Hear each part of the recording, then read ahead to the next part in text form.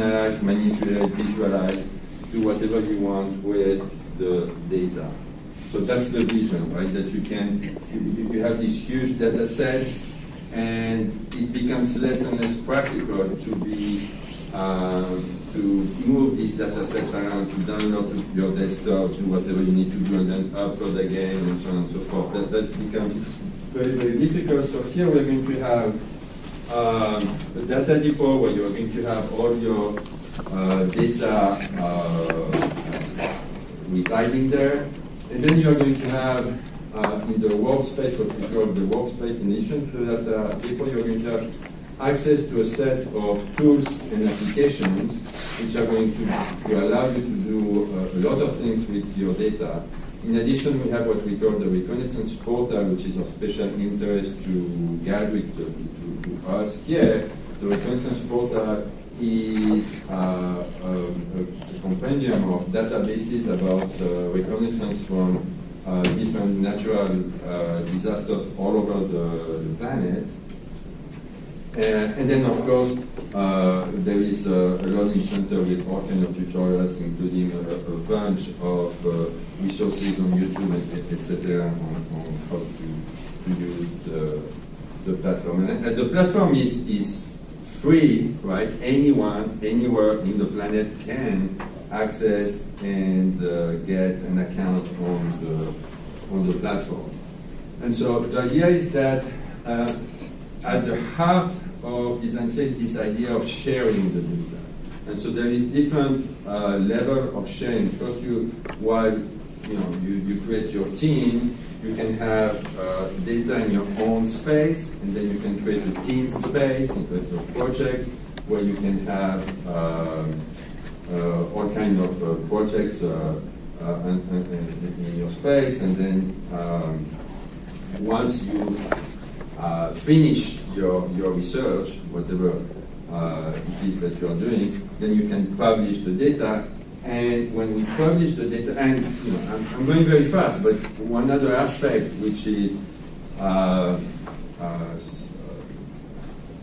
that we have in this aspect is that we have, at the beginning, I think Andrew was talking about the metadata, right? So the heart of all that is obviously the metadata, the data about the data.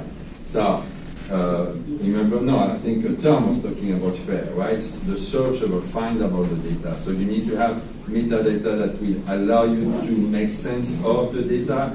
And so we have several data models. And so when you publish your data, you're going to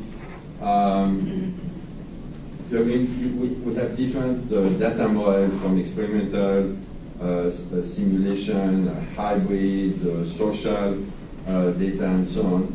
And so the key with design set is that we are not imposing any what's the word? Any format to the data. You can organize your data as you wish, okay, based on a certain choice of data model, and that will translate into the way that you organize the data. I'm going to go very fast on that. The point is that once you publish your data, you're going to have assigned to the data what we call a DOI, which is a unique digital object identifier, which are going to allow people to reference and cite your data uniquely. This is just an idea of the different tools that are available on the platforms to work with the data. For example, we have tools about simulation, visualization, etc. I'm going to go fast on that. Like I say, the one key aspect of publishing the data is having a unique identifier to the data, and so that people can reference your data. So, for example, here is just an example of how the reference to a data set will look like. And we talk about reusing the data. So at the heart of design set is also the concept of allowing. Why do you want to publish your data? Once you publish your data, the data is available to the world at large. And that's when you get assigned a DOI, right? And And it's important that, why do we do that? Because we want people to be able to reuse your data. And we have a lot of metrics to try to evaluate and measure how much reuse of the data we have. It's an important metric which is at the heart of what we do. And I think that I will stop here and we can talk more about it if you have any questions. Okay, thank you very much.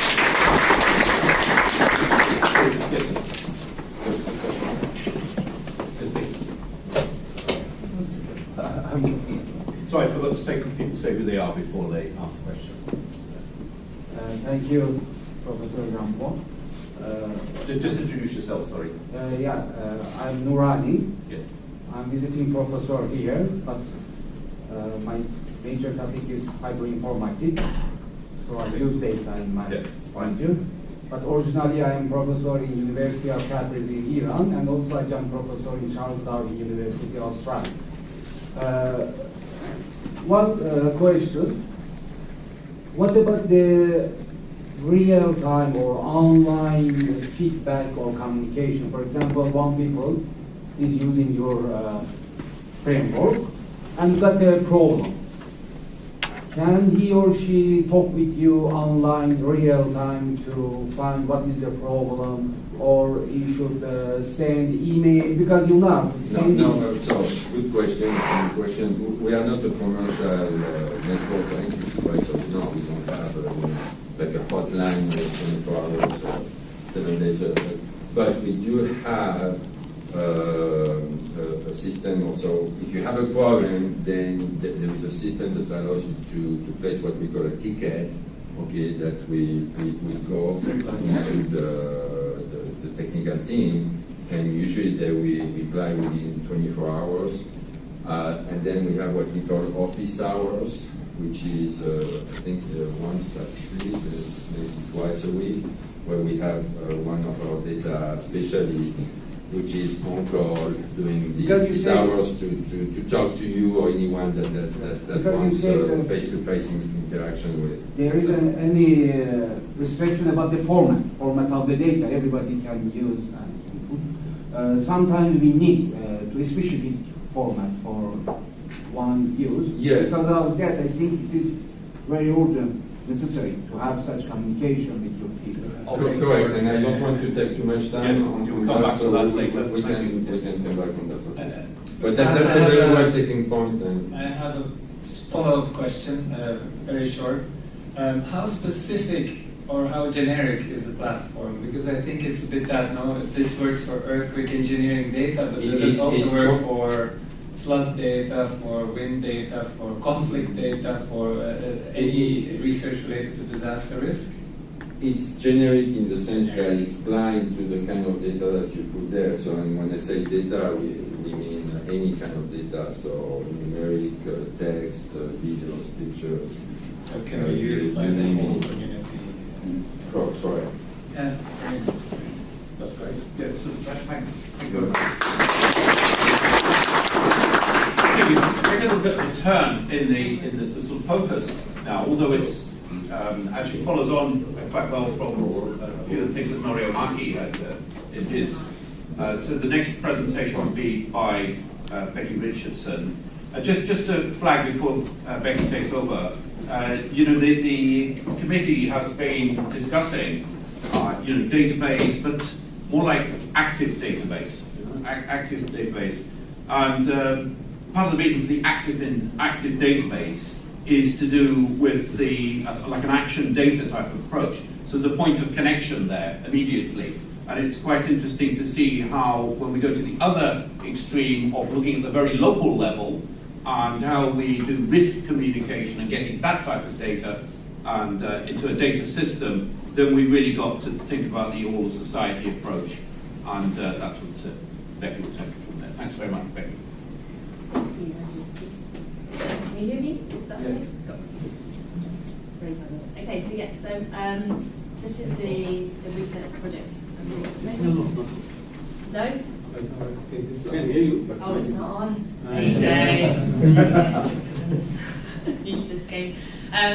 Yes, so this is the area I'm looking at. So I'm looking at listening to children's perspectives on risk to understand the narrative of those living in these extreme environments. I'll go into more detail. So this is part of my PhD studies, but it follows on for a project I carried out for 3-4 years in the same setting. So we've built up long relationships with these children and the school. So just a wider contribution background to me, I guess, and data. So I was involved in the UNDRR STAG data working group that Andrew mentioned, which developed this report on data and action data, and that's then gone into this GADRI data group. And it highlighted data as information of three areas of data we looked at, with the narrative, numerical, and visual. The narrative and visual are the specific parts that I look at in my research. And it's the need to have appropriate and active data is really important to achieve the Sendai framework goals and targets.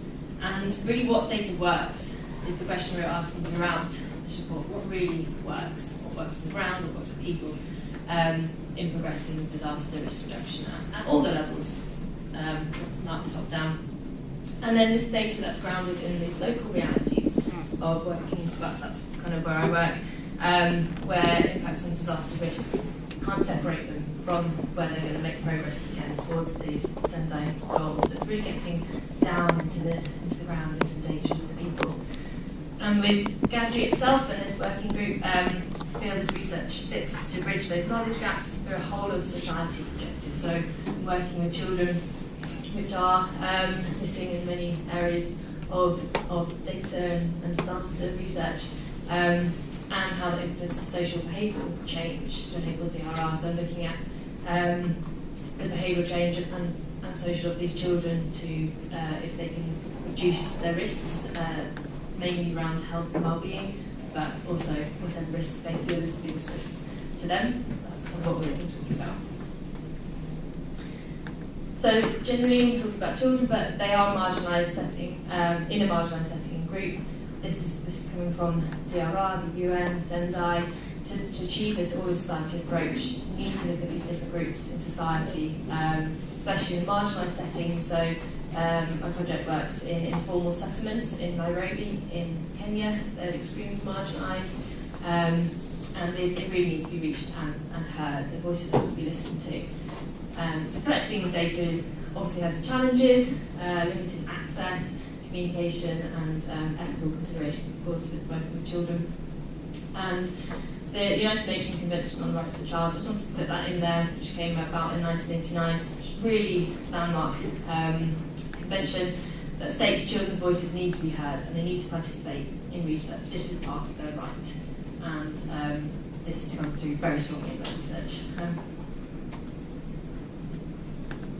So going straight into the case study, it's a very brief overview, so in a few minutes really. So it is an action research case study using a child-centred approach, where the children are at the heart of the research. It's all basically put over to them. I'm just the person that listens. And the point of my research is to understand the risks these children are exposed to in their primary school and also in their neighbourhoods, in the informal settlement, and how these risks can impact their health and well-being. And it's all about risk communication as well, so you can understand the risks, but you need to communicate these risks out for them, and hopefully then reduce the risks. And to make this effective, you do this through listening to their experiences and their perspectives on the risks. So what do they think the risks are, and how have they experienced these risks in their local levels, and what are these solutions to them, and how those solutions hopefully feed into policy, local level government, higher levels, and for that, hopefully, that you'd have some impact in this action data itself. And I mentioned earlier the types of data are the narrative and visual data, so less of numeric data, no databases in this. So this type of data brings really a close connection to the participants. It's grounded, it's rich data. You listen to these scenarios that are present day.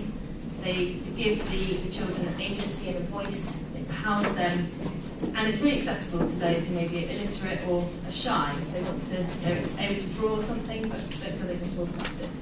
So you're giving lots of different modes of expression. So the methods of, this is just a few methods. I've used a lot, about 8 different to collect the data. I use participatory methods, creative arts-based as well.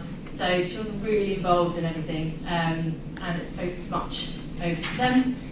So their qualitative approaches kind of fits in with that. Some examples of pictures are a few of the methods that I've used. So for the narrative data, so that's like me listening to them, then listening to their peers.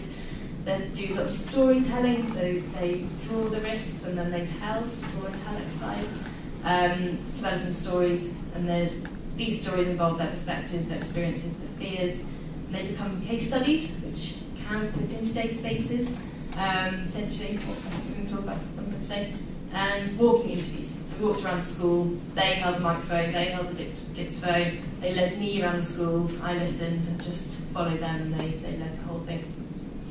And the visual data is through the drawings. There we go. It's one of the drawings of their walk to school, and these are all the risks that they saw. And then after they would talk about it. This is mapping, so as a group of 6, they mapped, they would map out their school, and on there they mapped all the risks they saw as well. And then I got them to make some little models. That's me.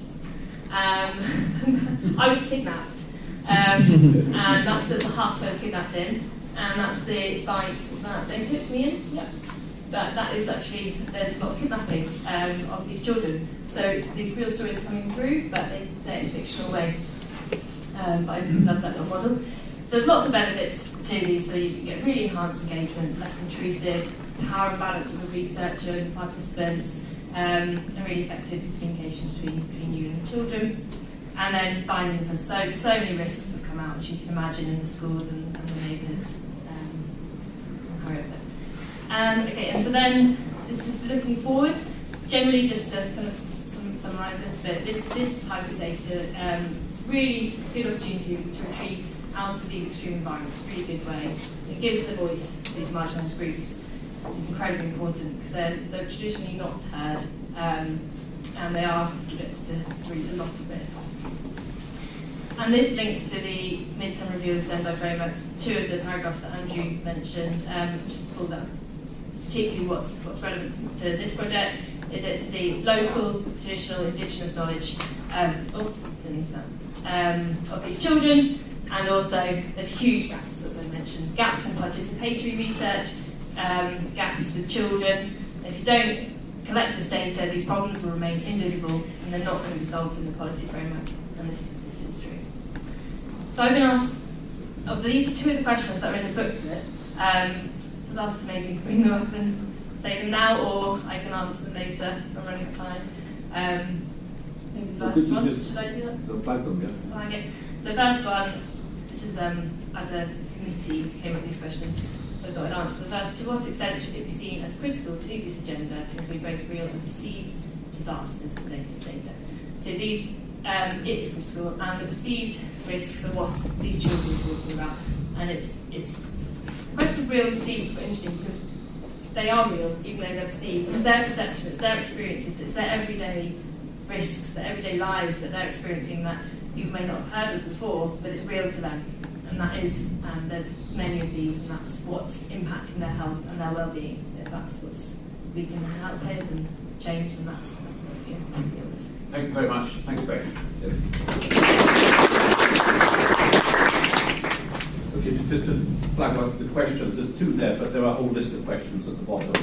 Okay, so they're just 2 that are extracted. So don't forget to go page 19. Now, are there any quick questions for Becky? Yes? Yeah, thank you very much for your very fascinating talk. I'm also doing action research, so utilizing the visual and analytic data. So that I'm always struggling. For example, I'm doing a study in a community in Mexico from, for example, 2016 to 2022. And so I have a narrative data, visual data during that period. However, of course I can do some interviews, but I don't have any like narrative data, comparative narrative data before 2016 or for example, if I finish this project, it is difficult to identify what is happening afterwards. So, yeah, for example, I always wonder if someone else worked in the same communities before 2016, and if they have like a similar narrative data, it will be more comparative. So I can follow how changes happens before 2016 and after 2022, for example. Yeah, so that I really hope that, for example, the data collection of narratives, visual data in year-wise, for example, and different researchers contributing, because it is possible that some other researchers also working in the same community in a different time period. So what do you think about that kind of thought? Great thought. Yeah, that's definitely. I mean, this data, is longitudinal as well. So it comes from a project that started in 2017. We've been collecting stories since then, and yeah, I would love to move back with this to put together a guide actually for NGOs to come in and use action data and use these predictive methodologies and continue this kind of data in the same setting. You can get this as a toolkit line. It's not done very often, and like you say, it's really important, but there's not this longitudinal study of it. This is what people do. So yeah, maybe a toolkit something like that. Yeah, thank you. Okay, thank you. Thank you. Sorry, just a clarification. The second question is not to make the data active data for the action, but being more action oriented. We need to try to find the collection method of the data. That is the point. Yeah, my question is, I thought we need to archive the data, and then that data should be used for action-oriented purpose. That is my original understanding. But that your point is such kind of action-oriented data, how can we collect? That is your question. That's Okay. our next question. Yes. Yeah. Yeah, basically, how do we make this, the data, the methods action oriented? How do we make it action data? Yeah, actionable. Okay. useful. Right, I think that's part of the discussion we're going to have. So thank you very much, Professor Tsung-Yi. Actually, just to remind people when you're asking questions to say your name. Sorry. Use the format I've got to remind folks. So indeed, this is, as you can already see, a huge agenda, challenging, but hopefully you can start to spot what some of the points of connection are in this. We're definitely trying to get the best of the technology together with the best of the listening.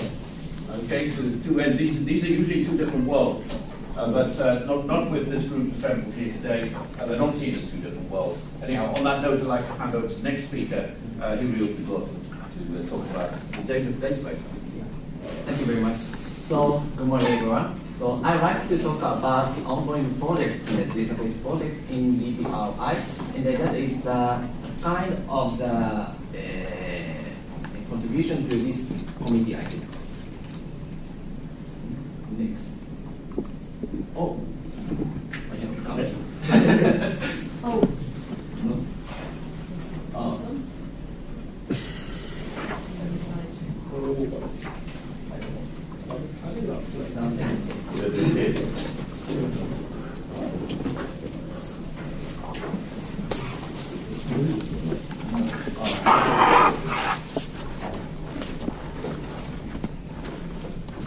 While we're waiting for that, no, we're not waiting.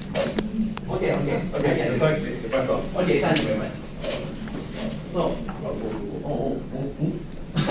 okay. Thank you very much. So, You can say next. I can do. Okay. It doesn't matter. Thank you very much. So, everyone knows about the importance of the data sharing in the community of the GADRI in the charter. Of course, this to promote exchange and sharing of the data and the information for scientific research across the globe. That is included in the charter. Therefore, the importance of the data and sharing of data and information sharing is an important issue here. And also already Tom explained about the field here. Therefore, I will skip the detail here. But importance of this, the correct situation of the data is how we open this data and also including some of the license itself. So if this data include, for example, under the fair principle, that is can be used for easy and manage and handling. But some of the other data, for example, before fair or not following this kind of the fair principle, that is sometimes that is very difficult. For example, we cannot use directly or we cannot share this open data for DSS. Of this kind of the copyright cannot be satisfied. Therefore, to consider to data and sharing, that is simply need to be considered about what is the license included in the data resources. To see this problem, we are now working on the database project inside of the incorporation of the Discovery Committee on data sharing, information sharing, and then we aim to build a new database that will contribute to data sharing and also achieve the issues of the license. That we have two ideas. The one is including this data is not included in the database. That we just engage the person we want to use data to reach the original database collection. For example, if I know the database collection, okay, we can go to the website, and then we can collect the data at this under the license. And also, the other approach is we register directly our data on the website. That is that we use this is the passive database and active database. We call this data to these types of the database. Okay, I will explain the first disaster collection database here. The disaster collection database is, for example, in the case of the Turkey and Syria earthquake in last month. Okay, in the first, we wanted to know about what kind of earthquake or what kind of the fatality or what kind of damage concentration in the area of the Turkey and Syria. So to want to know about the details, we wanted to access for each website or each data collections to know about them. For example, in the case of the GADRI also, it established one website and the static collection of the database is posted on the website. That is a simple summary of the URL, but it is informative for the users that is not familiar with this kind of earthquake or disaster. Therefore, they can reach to this website to each collections. But in the case of the Turkish earthquake, that is statically or manually create this kind of site. But if we want to this kind of site automatically, or it depends on the person, or sometimes that is demand of each researcher. Therefore, that way dynamically, we want to create this kind of site by their own. Therefore, now I will develop the summary of the URL data. That is only requires a URL data, and it's already included in that URL stored in the database. The web scraping is automatically conducted and divided by the morphological analysis, and then pick up the keywords directly. Therefore, we do not touch about the detail of the management of the URL. Therefore, only the URL is required to register the database. Therefore, we can search from the keyword to reach this URL. That is our motivation to this disaster collection database. Another database is a case study database. This case study database is very difficult to manage, but that is very difficult. For example, the raw data, for example, narrative data is very difficult, for example, because of the license.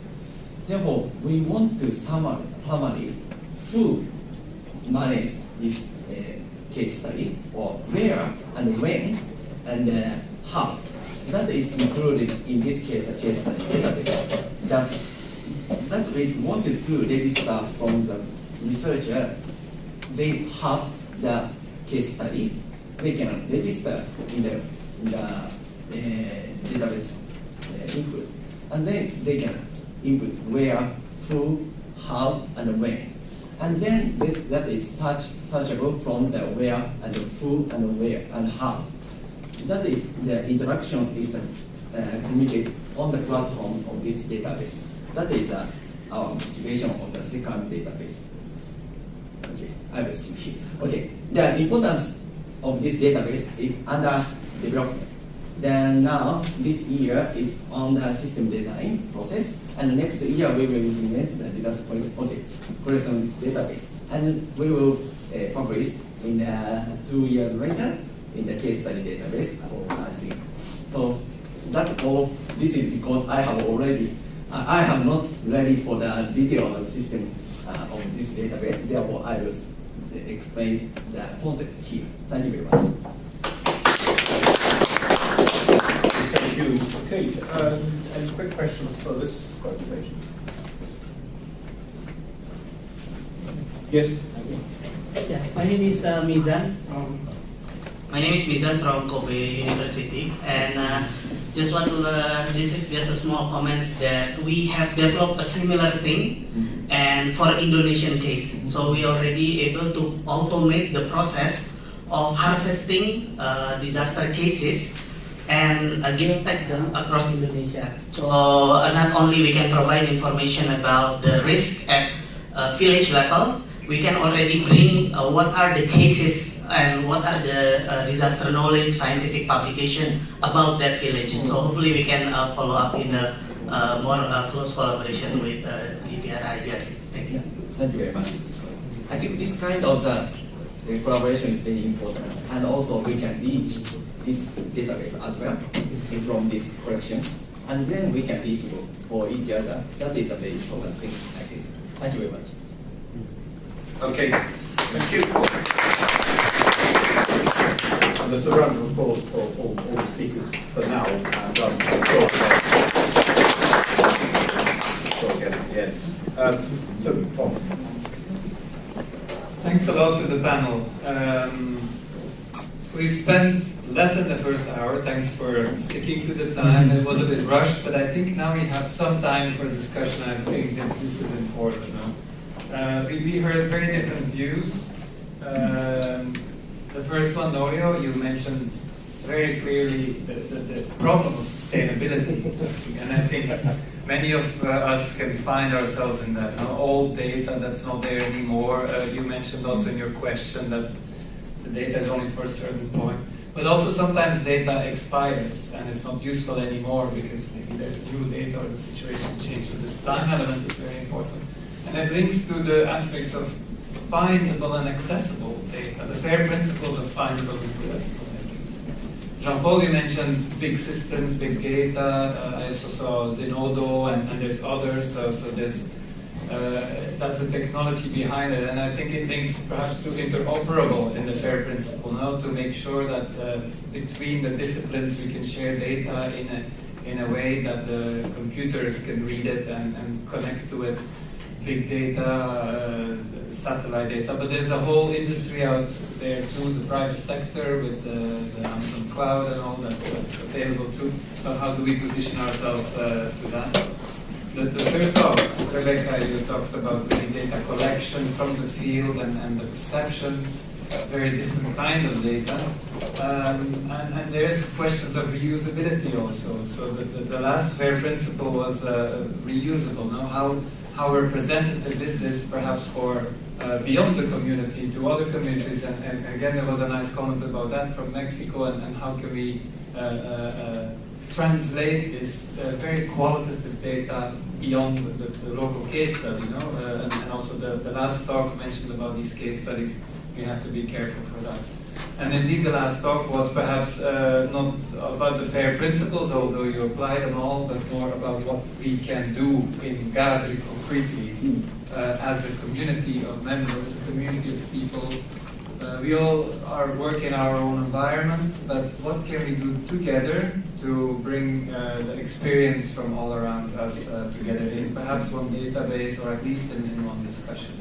And I think now we have half an hour to pick your brains, to see what you think about this, and Andrew has some ideas to structure the discussion. Okay, yes, indeed. So we need to use this time to address some of the questions which sort of naturally come up from there. You can use what's on page 19, but there's going to be other questions, aren't there? So if you feel you want to raise something, then do. How do we put these different things together, of course, is the initial thing that first comes to mind. And you know, when this committee was set up, the whole idea was not to replicate the various data initiatives going on, but to come up with something different where GADRI could contribute. And there seems to be some spaces, maybe in the gaps between some of these different areas where there's an opportunity to do that. Could you just flip to the very last slide on here? One way of looking at it, not that one, but the next one, perhaps we'll look at that as well here. So up the top there, you'll see GADRI data sharing, action data, and active database, just as a way of sort of trying to describe what seems to be coming out from our earlier online meetings and now from the presentations in the session. And actually, just to also flag that there's a number of other people in the committee. This isn't the committee. These are people who've stepped forward to make presentations. But there's a lot of people, you know, who've got many contributions to make to this. And the committee, there's about 12 already on there. Obviously, we need a whole day or 2 days to listen to everybody. Okay, so this seems to be the type of fusion approach where you put together the different aspects. And maybe since there is just shall I put us in? Okay. We could do two things. You could look at the little model, which I sort of think reflects some of what we're talking about, or we leave that so we don't plant ideas in your mind, but we do it in a more sort of co-produced manner. Do you want to see the model, or should we just leave it? Go on, let's flash it up, because I'm not seeing any real reaction on that. One slide back. So, look, this is very simplistic, actually, but these are some of the things we're talking about. If you're feeling a bit lost of how does it all fit together. I think the FAIR principles are reflected in this, but the key points we have to remember for GADRI is that it wants, you know, disaster reduction relative to the active data. Well, I say not GADRI, but the whole community that works with disaster risk reduction are all saying the same thing. You know, we've got the sensitization, but how do we actually bring about impact? And that's basically the questions we got from Mami Mitsuturi yesterday as well. You know, if we're really going to make progress going forward. So these are some of the considerations. That's just one sketch of what it could look like, a framing. Okay, so we'll hand over to you, and Julia's first up. Thank you. So I'm very pleased that we're looking at making data work for disaster reduction. And the work that the European Commission has been doing is incredible over the years. You've really led the way. So thank you, Tom, very much. It's lovely to hear the presentations of each of you, some with success, some with less. But whatever we do, it has to be sustainable, doesn't it, Mario? Yeah. So one of the things that I'm worried about that you haven't mentioned here is how we need to use a common ontology taxonomy. And we've done a huge amount of work on hazards, which has been picked up very much with the JRC European Community work. And I think it would be very helpful if we could put in that the work that so many of you have been involved with on the UNDRR International Science Council Hazard Information Profiles. I'll go and get them and bring them in so that we all have a look at them. But they should be renewed every 3 years, so you'll have an opportunity to comment. And it's really important that you feel that we're talking the same language about what the hazards are, even if they're compound, cascading, complex hazards, that we're all speaking the same language so we can discuss it in the same way as the UN member states research as well as all the reporting that's going to have to be done, and so I very much monitor. Thank you, Virginia. Very good. Yes. Thank you. Behind you. Oh, so sorry. Thank you so much, Chair. So, Kaushal Kiranega from University of Salford. It's fascinating to see that so many technologies, methodologies about data sharing is being discussed here. I thought I'd share one of my experiences, and perhaps the committee can reflect on this as well. So we've been working on a research project about disaster risk information sharing, especially in a developing country setting, working with local authorities, other stakeholders, and even at the ground level with the community. One thing that we have realized when talking about data sharing is organizations are extremely reluctant in that particular setting to share data because of very fundamental reasons. Reasons being, the organizations sometimes they themselves are not 100% sure about the accuracy of the level of data. Well, they are using different methodologies to collect data. I'm talking about national level organizations, by the way. And at the same time, sometimes they are very reluctant to share data because they fear that the data is being, or data can be used to criticize these particular organizations. So I'm reflecting on very fundamental, immature organizational issues that prevent data sharing. And it may be different in different settings, different other organizations, other countries, and so on and so forth. But the fact remains, this is very crucial when it comes to data sharing, addressing the first priority of Sendai framework. So we classify this particular phenomena as data maturation, organizational data maturation. Is this something that we should be actually discussing within this particular committee? Because I know we are discussing this at different levels. Perhaps this is something that perhaps the committee can reflect on, whether there's any action that we need to take in terms of improving that. The study that we did limited to one particular country, but I presume that this particular phenomena is visible within other similar contexts. So just wanted to get your view on this, and perhaps if there's anything that perhaps you all can share, you all have your experience on this particular issue as well. Thank you so much. Very interesting point indeed. It's a bit like official data versus non-official data. There's always different versions of the truth, no? By the way, just a clarification, actually these are very official data. These are, I'm talking about data such as river gauge sensor data, and very fundamental data like air pollution data, for example. The organizations are actually keeping these data sets for themselves. Say, for example, organization 1 owns, let's say, 10 river sensor data sensors. They keep the data for themselves with the fear that these data might be used against them in case of a flooding. So, fundamental issues like this. It's very important. We saw it, for instance, with COVID statistics. There's different versions of the same data. No, not everybody wants to share the data or shares certain, and then you have alternative views of it, often from the research community, and a guess, somehow a guess about what the truth is. No, the number of casualties in the Haiti earthquake. What's the official number versus the UN number versus the guest number, and all. And then often we come in this context. So I don't know if some of the panel members have a reply to this. Well, I would say that that's, there is nothing I don't think that's a concern that we should have, in the sense that that's a problem of the owner of the data. If someone doesn't want to share the data, there's nothing we can do about that. So I think we try by all means to promote openness and sharing of the data and so on, but if for commercial, political, legal reasons, some entities do not want or cannot share the data, it's in the end it's their problem, right? I mean, there is nothing we can do or that we should do. I mean, we are not the data police, so it's okay.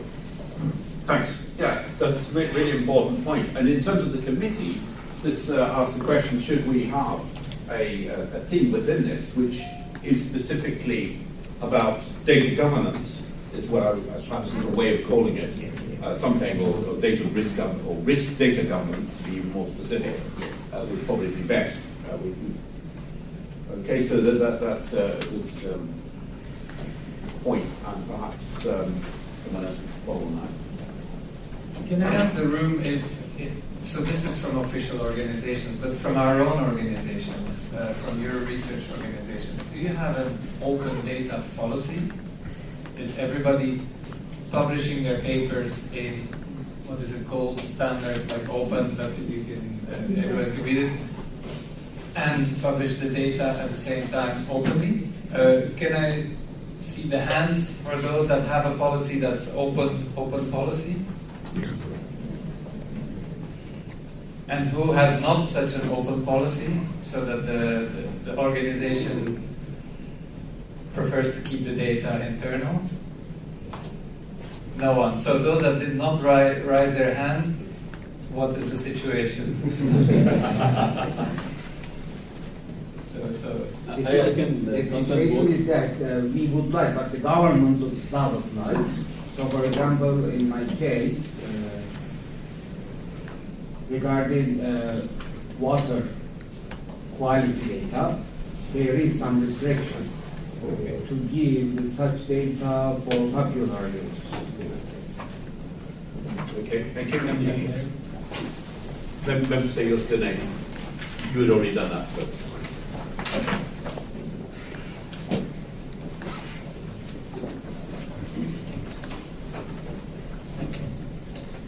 So it's an interesting discussion on the data.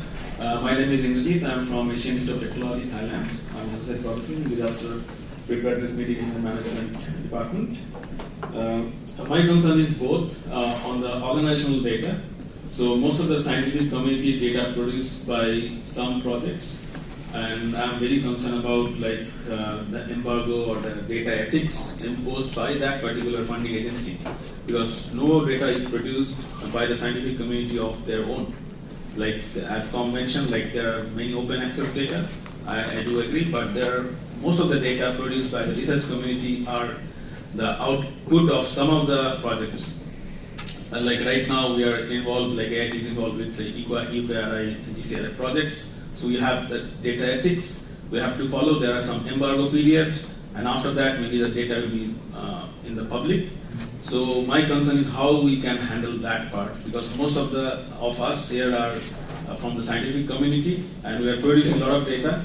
So that's why like, I have not raised my hand, because the institution will have no policy on the open access papers.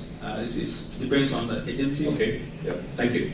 I think from the show of hands as well, the problem's not here in the room, it's beyond this room, because in the academic world now we do have codes of conduct about open access and the gold standard publishing that most universities are following. We're an international forum. I can't say if it's the same in all countries. It's quite prevalent in quite a lot of places now. Okay, Chico. Okay, thank you. In Zimbabwe, data is very expensive. Especially the climate data is the institutional policy that if you want to access the data, you have to lower. It's the microphone. There you go.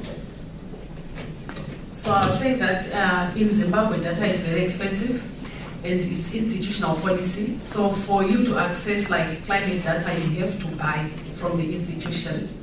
And other institutions, they're also not allowed to share the data with even researchers because of, I think it's security reasons. So it is very, very difficult to get the data, especially for the whole country, but maybe for small sections that are done by researchers on their own. Thank you very much. Maria? First, I'm Tsung-Yi, the International Center for Water Hazard Risk Management, ICHAM. I have been working with several countries and established a platform by inviting various ministries and agencies and also the academia on water and disaster risk reduction. Firstly, we discuss about data policy. This data can be open or not. Basically, all the stakeholders, the various ministry and agency agree to share the data within the platform, but not to full open outside of the platform. So that is I have working with at this moment there's 6 companies, all over the platform say the data can be shared among the stakeholders within the platform, but not outside. So that is the current actual situation. Perhaps something there, I don't think it's black and white. I don't think it's either fully open or fully closed. But there's gradations. And maybe coming back to the FAIR principles, some of these things, the F, the findable can be achieved without giving your data completely open. So perhaps among the members it would still be interested to know that the data exists, and then perhaps you can buy it in Zimbabwe, or you can contact the project to see if you can use it, or a private company, or the embargo, or whatever. So this findable is very important, and perhaps the GADRI database could help with finding. I don't know if the panel has comments on the discussion on data governance, data policy.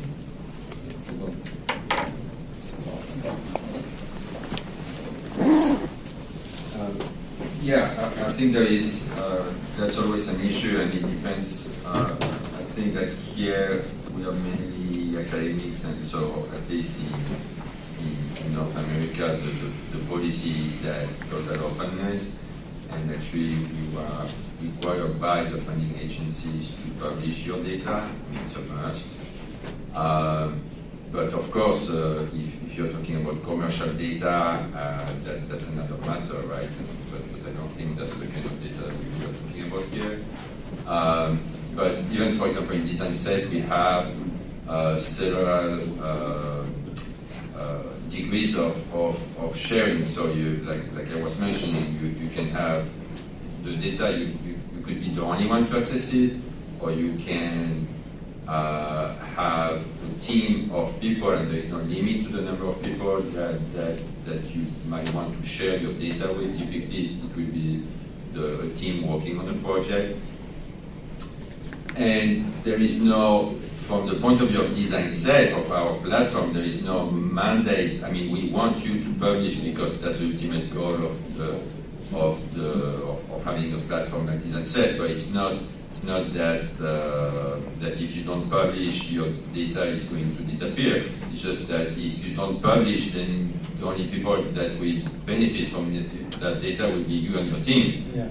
And so that's the bottom line. And then, of course, once you publish, which is the final goal, it's open to the world at large. And so there is different level of sharing available.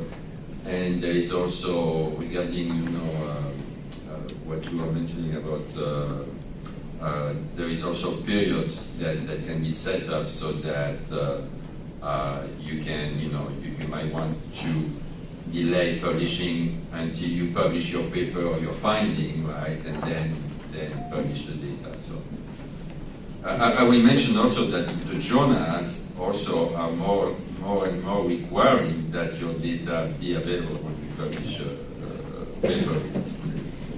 That's good. This really re-emphasises that this committee, needs to keep that as a central part. And we've got a lot of things going on in the committee, but I think that needs to always be there. Come back to the data sharing issues. sort of way. I'm just wondering, just in the interest of time, you know, are there any questions perhaps on? Okay, there's a lot actually. So I was just thinking, also, for any comments on methodology as well, that would be quite interesting to hear your thoughts too. And at the end, we are going to hear from the panelists very briefly at the end, but there's still a bit more time. So, who is next? Yes. Hi, this is Juan. This is Juan from Kyoto University. So, personally, I'm working with many case studies from we conduct lots of social surveys to collect data from the macro level, and then. And as we already discussed, the confidential and copyright, and also maybe the data is very expensive, are the restrictions when we using the macro level data, like the business or industries or the households. But I do lack, and I'm happy to. I could not share the data, the raw data itself, but I'm too happy to share the structure of the data or the design of the questionnaire or something. So, especially when we, like yesterday, Dr. Mani said, well, how can we price risk or resilience? So we actually, for us, maybe some of the groups or institute, they already have the methodology to evaluate or to price risk and resilience. So if we can provide what exactly the data input to evaluate or to answer a specific research questions, so it can also reduce the number of data we need to collect and to reduce the cost. So I think it's the data itself may be not easy to share, but we can share what kind of data is needed and how the data should be structured or collected. Then it can improve the usability or the sustainability of the data sharing. Thank you. Thanks very much. That comment well received, and you do mention methodology very specifically in there. Who was next? Both of you. Okay, well, why not? Yes. Okay, one recommendation to make a sustainable system. Shall we need to collaborate with cutting-edge IT science group. In 1995, I tried to organize the global world cycle data set. The 1995, the total amount of the data is 300 terabytes. It's beyond my power. And then the cutting edge database scientists in Japan and in the world, I collaborate with him. Now the system covered 100 petabyte system, and all the category of the data can be archived with metadata. So such kind of we need not only the current IT technology, but we need to see the 10-year later technology. And then the storage and the computer system should be improved. So such kind of action is really necessary. Okay, thank you. So you did have something very brief, and then Virginia, and then you just about get your word in, and then we're back to the panel. Okay? That'll be it then. Oh, I'm sorry. Who did I miss? Would you like to just go first, because I missed you before? Sorry about that. You haven't spoken yet either. Thank you very much. So my name is Tsung-Yi from Asian Disaster Reduction Center, working for disaster data collection, also with linking. So my recommendation or my problem in my daily work is that as for the findability, I think that gradually it's getting better or improved, but my request or my recommendation is findability of the data methodology or taxonomy or definition criteria, because it is very hard to find the definition of this data. Even the definition of this is totally different among the databases. So that's my comment. Thank you. Thank you very much for your comment. Sure. Yes. Just short. recommendation for this committee. I don't know how many people here are working in the low-income developing country, but I get feedback at least from one from Zimbabwe. Actually, the big issue for us in such countries is the money, is the fee. Tom said about the fair, but I would like to talk about the free fair. It means we have data freely available. Actually, Professor Jean-Paul hint about that, and also something about the license. But the issue is not about sharing our own data. The problem is to share third-party data. Usually you in developed country have, but we in developing countries don't have. So this committee can be bridged to share the data at least with the Alliance Institute in developing country. For example, we do this for publication. For example, elsewhere, there are some institute in developing country linked to institute in the developed country. There is license, there is registration for the journal. So my recommendation briefly is that at least for the GADRI Alliance Institute in developing country, you have share such third-party data, for example, commercial data that we don't have access or we should pay. For example, sometimes we say that such data is cheap, but you know, in developing country, one assistant professor salary daily is $10. It's very difficult to pay for such. And also there is another issue. For example, I'm from Iran. Due to the sanction, we cannot transfer money. If I have money and I would like to buy, I don't have Visa card. I cannot. Yeah, personally I do because I have another affiliation, but most of others cannot. Yeah, there are some problems. We do that, but I think as a suggestion, for the third party data, you have share it. If this is a big group, unique group, share it with your other alliances in developing countries. Thank you. Thank you very much, and very well heard indeed your comment, and the notes being taken here, and you know, it's going to be taken very seriously indeed at that point. And I think it has resonance with quite a lot of the other voice sort of discussion in data we've been raising, though in a different sort of context, but nonetheless something to take on board. We're almost out of time, and we've still got to hear just a sentence or two from each of the panelists. Virginia, you were ready to go. Very briefly, my name is Virginia Murray. I work for the UK Health Security Agency in the UK, but we're also very much involved in data, and there's incredible networks on disaster-related statistics that's coming through, which I hope back will help to me. There are many other groups, including the Integrated Research on Disaster Risk data networks. But there's also we have a newsletter on open data, which I hope might be of use to this group. But most importantly, I think one of the things that's come through very strongly for us is we need data principles in times of crisis, because I think that's something you're all reflecting, and we're working on this with the Committee on Data at the International Science Council. We'll be meeting with UNESCO in 2 weeks' time to discuss it further. What I would love to say is that build your GADRI committee, it'd be marvellous to be part of it, but also let's be part of other groups so that we benefit from all of this.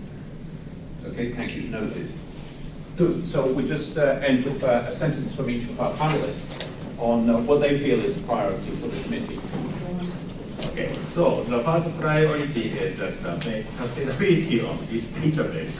And also, I'm very much interested in having some format of about the data that Rebecca told about. So we have many data of the narrative and about the scientific, I should say, about the natural hazard or natural phenomena data. We have the nice sense of sharing, but about the best practices and the narrative you collected, we don't have. So those kind of things that is new for the GADRI, I think. Okay. Well, one thing is that I noticed that we talk a lot here about databases, but I think we should distinguish between data platforms and databases. The databases are various and they can cover a lot of different things, but they need to be hosted somewhere, and that's what the data platform is. And so that's one thing. The other thing I would say that you need to be behind the success of Design Self is the fact that we always work in team with a domain team, so a team of engineers, scientists, social scientists, with the domain expertise on one hand, and the technical team with expertise in IT, and I think some of you mentioned that. So you cannot be everything at the same time. And you have to rely on I think you alluded to that, so you have to have a strong IT team behind you that will listen to what are your needs as a domain person and then implement that. And finally, we say that the key also is to be flexible. We have to shy away from fixed formats because you cannot have one size fits all. And so your metadata, your data models need to be flexible so that the researchers in the different fields can define what format they want or need to assign to the data. I think that's very important because if you try to enforce a fixed format, people will shy away from that.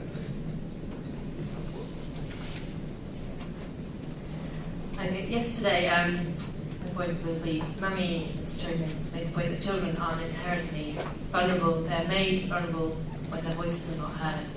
And so this is part of the project doing is listening to their voices, but they need to be heard. And I think there's a real opportunity here with GADRI to put this form of data, this narrative data, the visual data, into these amazing platforms or databases, and have space for that to then essentially be backed up by policy. It can be linked into policy or somewhere to then create that link, that local link as well, to local governments, those kind of agencies, NGOs, to then link to their voices and make them heard. But there's one thing hearing their voices, but they've got to be shared. That's the data sharing, and it's tricky. And I'd love that to be available in GADRI as well.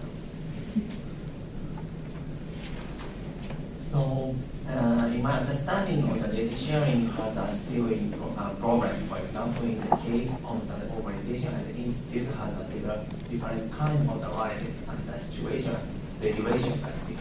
But in the case of the GADRI committee, and we should take care about what kind of the policy and data sharing is available for in the future. Because it is a first step to know about what kind of the litigation and what kind of situation we have in the data sharing. And then we understand the situation, then we go forward to what kind of the data policy is available in the sharing. And also we can aware what kind of data in the piece by piece in the achievement in each organization we have. Then we go forward to the research for the engagement of data. I hope this kind of priority. Thank you very much. That takes us to exactly 10:32. So we're on time. We're 2 minutes late.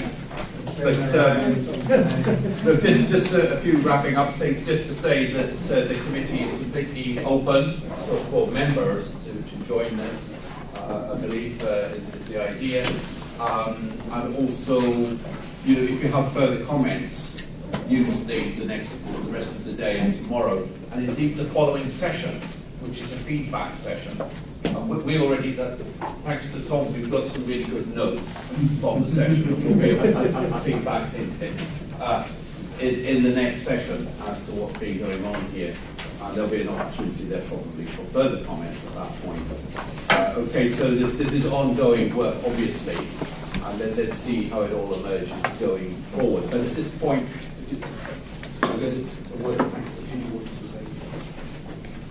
No, there'll be any last.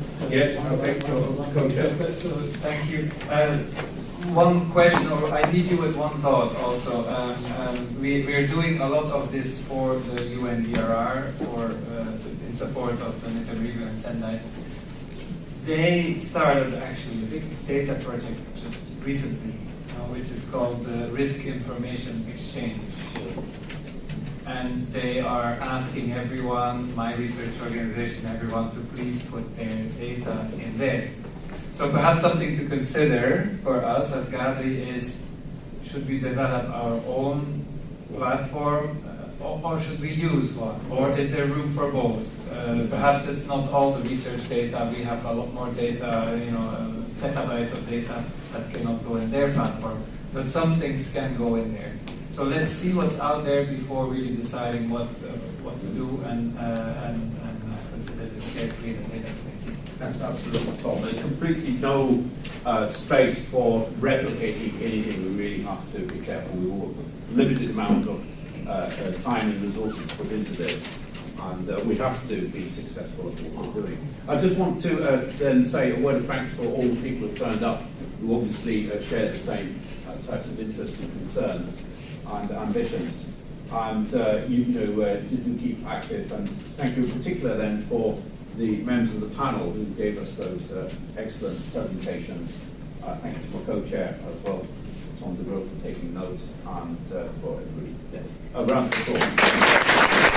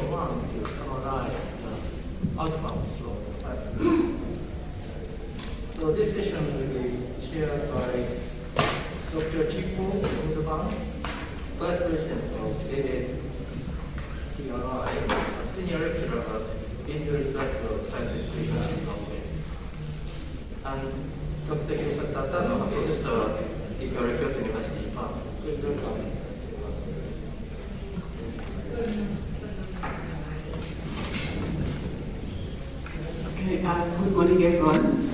So at this moment, we are going to have feedback from our discussions, from our group discussions. So we are starting with Group 1, which was focusing on committee on network, fostering network to enhance global data. You're welcome, Group 1.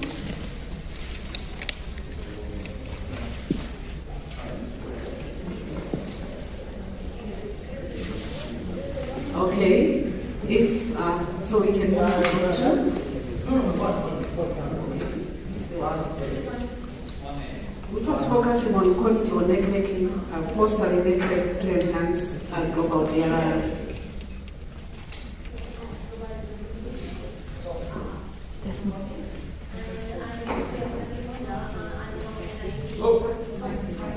Why don't you? It's fine. Yes, please go ahead. Let's go. Yeah.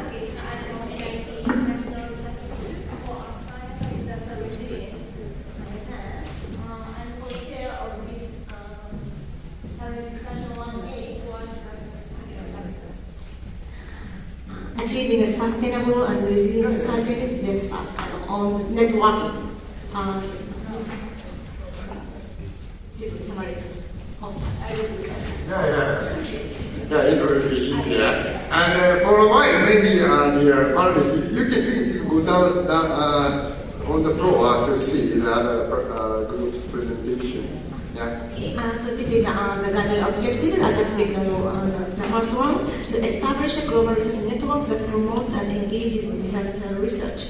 So we know and integrating 200 disaster research institutions all over the world as one voice. But I think it will be a bit of success, but we recognize that we haven't maximized enough to leverage each member of GADRI.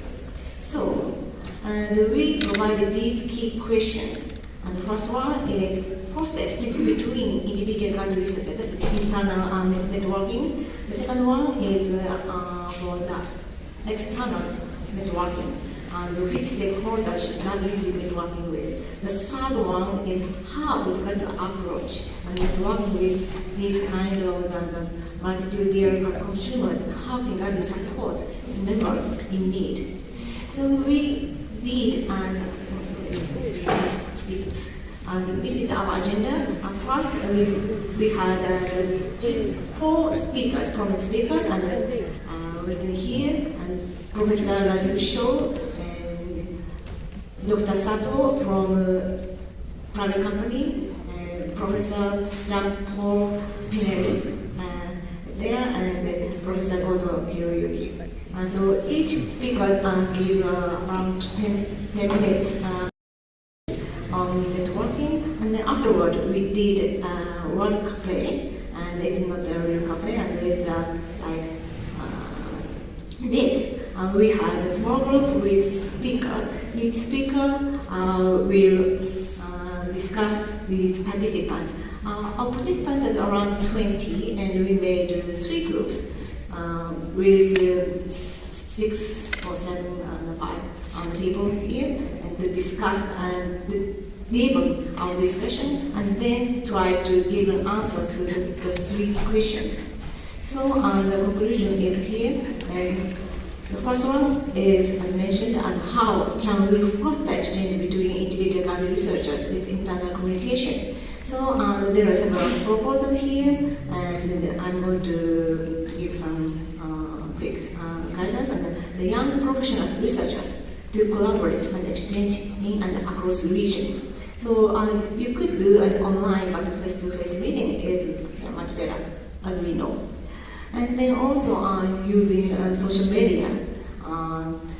We could, I know the GADRI already had Facebook, but YouTube would be the very informative and effective tool. So maybe you could introduce a GADRI YouTube channel and to gather all information, and including events and research and so on. And also we are talking about the storytelling as researchers. So people-centered GADRI, particularly the vulnerable people or disaster mitigation measures. And the GADRI is as an umbrella to facilitate such storytelling. And also we realize that the Global GADRI Summit is just every 2 years, so maybe we could introduce an internal association or regional association to make the gathering more frequently. The second one is which stakeholders should GADRI be networking with. So there are many types of stakeholders, but we discussed on education. So we should reach out to students at any school level. So how we can do it? This is a bit old presentation. Okay, let me. Sorry, I want to skip. Sorry, I just made categorize that at each level. Sorry. Oh no, sorry. Anyway, so sorry. I just continue. What is that? Okay, and yes. And I just categorize the several levels from local to local, national, and it's okay. Thank you. So at national level, we could reach out to the university, particularly the education department, and they should have some connection with those networks. And at the global level, so of course, UNESCO will be the best focal point, and then we could collaborate with online training to reach students or the children in the global scale. And also we cannot forget about the decentralized also local level. So maybe the example from Japan or Thai, and there are several programs on that. So the third question is how can GADRI support its members in need and want to approach networking? So the several ideas were discussed, and the first one is like creating GADRI parallel program. So I hope that Professor Takano Sensei is not afraid of the additional burden to GADRI, but this is not kind of the financial burden to GADRI. It's kind of just preparing some data to the GADRI members to support the GADRI referrals in the area like hosting and sabbatical in that way. Policy, the program should be the young professional program in GADRI members. That's inviting those young professionals to to host GADRI institutions, but not a couple of days like now, like for this conference, but for a couple of months to study there, to work with them. And another one, the third one is the creation of a Google Scholar-like of GADRI. We could say Global Disaster Research Directory. We already have the LinkedIn, but we could stimulate internal collaboration with more precise, detailed information, and to make the GADRI more visible and extendable information. The last but not least, but we should of course using the existing common programs to involve different network and stakeholders. So that's the summary, but I'd like to ask Coach Chair Charlie to add some remarks. Thanks very much, Professor Dr. Yamasaki Honda. You did a great job of summarizing it, and I really have nothing to add, but I have something to emphasize. Several points that Ritsuko has made. The consensus in the meeting was that GADRI's presence is insufficient. It's not present enough in various people's ongoing activities. So networking is essential to increasing the presence of GADRI in various member research institutes and having an impact. So how do we do that networking? Well, as Ritsuko has said, one of the things that was discussed extensively was the use of social media. We need to be using it more. Sebastian from, I think, Columbia pointed out that what he called the hand. There are 5 basic platforms, Facebook, Instagram, Twitter, LinkedIn, and YouTube. LinkedIn is what I thought. WeChat has more than most of them. Okay, thank you for the correction. Sorry. The point is that YouTube would be, the creation of a GADRI YouTube channel would be, have a tremendous impact. And simply taking the lectures that have been made in this meeting and in other meetings and inviting lectures by some people from member institutes and posting all of these on a GADRI channel, which is start to have an immediate impact. So social media is one thing. The second thing is the face-to-face contacts, for example, the creation of GADRI Fellows, which is no cost to GADRI at all, and then encouraging younger members face-to-face interactions across different institutes, which may require some support. And lastly, a simple directory of GADRI members. We've discussed this for a while now. It really needs to be created. And it's very simple to do. It can be piggybacked using the ORCID system or the directories of our member institutes. And it can simply be an information tree where you go to the GADRI directory and punch in what you're interested in, and then it takes you, it taps into the various member institute directories to provide you that information. So thank you so much.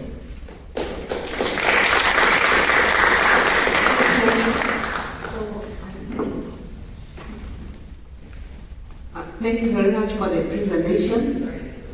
We are going to have the discussions after all the presenters. So our next presentation is from 1B, a committee on Science and Technology Roadmap.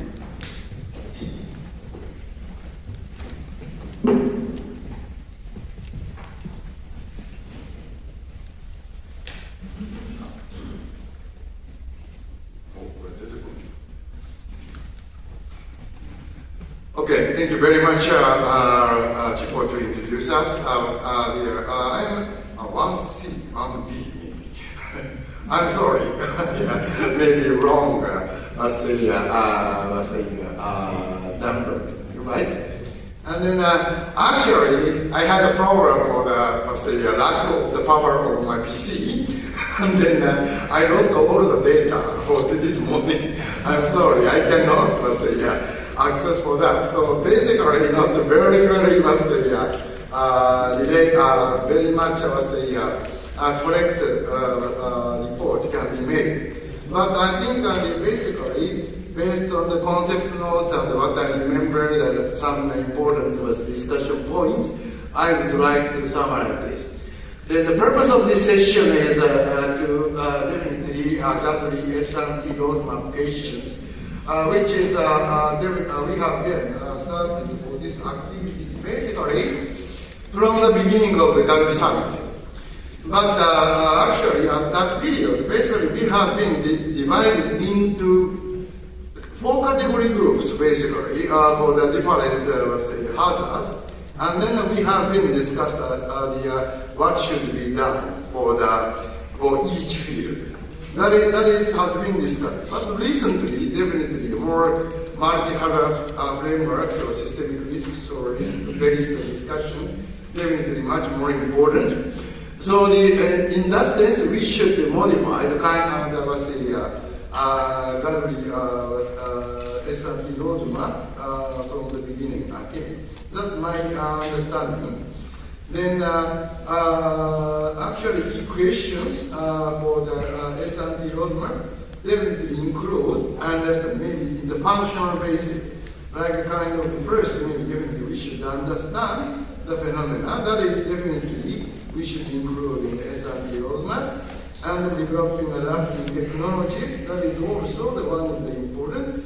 But the reconnaissance, that is one of the key sources for the information to be reflected for the policy making after the activities. That is also very important. That is from the presenters also pointed out. And third one is the tools and technology method, and to provide a kind of holistic perspective to have a more, interaction between the different stakeholders, and that is definitely very important part. And then actually the COVID question, reflecting COVID question, this is not so much was discussed, but anyway, this was a worldwide consequence that happened, the landscape disaster that is actually happening. So this kind of thing should be in the scope. And also the COVID case and other cases too, the timely solution for the risk reduction, such a kind of methods and evidence should be provided. This should be also included in the S&T roadmap. And then sixth one is maybe latest technology available for disaster monitoring reconnaissance, or short-term and long-term recovery and the city and the regional scale simulations, meaning like deep learning, etc. But this is definitely important. But in what way this can be, connected to the realization of the actual world's safety and also the quick recoveries. It means sustainability and resilience. And the seventh one basically also relates to the kind of the implementation implementability, low-cost solutions, and also nature-friendly ones. That will be also very, very important. Some of the presentations cover this. And working other committees, that is also should be the scope. Okay, then the key questions listed here. So broader impact of GADRI activities may be the purpose of the S&T roadmap, and shaping disaster-related policy changes. This is also important. So is it really impacted that way? I think we should have a kind of activity related to this, but I think at the beginning maybe we should start with to check the what current status of ourselves maybe. So what the important points are raised in the objectives are included in the questions. Then presentations. Koike Sensei make a presentation in the relation to the OSS and facilitator related question, but actually that is a kind of the needs of the, to reach the current scientific knowledge or data to the decision makers. And decision makers conduct some decision based on that. But that is not, should be implemented in the reality. To do this, definitely we need to have some kind of person who can foster to interpret and that was the scientific knowledge to the real problems. Or maybe they should know the kind of the context of each problem domains to effectively transmit important result for them. That is definitely the similar direction in the sense of the kinds of the importance of the effect, the dimensions we want to have a kind of meaningful research in the real world. And Julie also pointed out from the experience of the worldwide S&T roadmap activities, including the International Science Council and also from the IRDR. Then he gave us important points. But I'm sorry, I lost my memo, so I cannot very precisely explain. And Mahua also pointed out the new technologies, ecosystems, based solutions for the disaster risk reduction. Of course, it is in some sense very well known, but the effectiveness it is not very well recognized. And also it is not kind of checked. So such a kind of challenge should be included. And then the GRACE provided a pathway from the research to the industries and the communities, decision making. Many pathways, important pathways are illustrated, and it's very, very informative. And CERAM also provided a kind of concrete example to show how reconnaissance processes affect the policy changes. So all of the presentation basically look at the kind of this S&T activities, S&T roadmaps should contribute for the realization of the DRR in the real world. So solution and implementation of the DRR will be should be very much focused. And also the focus on the collaboration among different disciplines, that is also focused. And then actually maybe effective, affordable, and sense-making solutions and implementation strategies of DRR policies, it will be very, very important. So to achieve that kind of direction, we should kind of reallocate and reshape our S&T roadmap.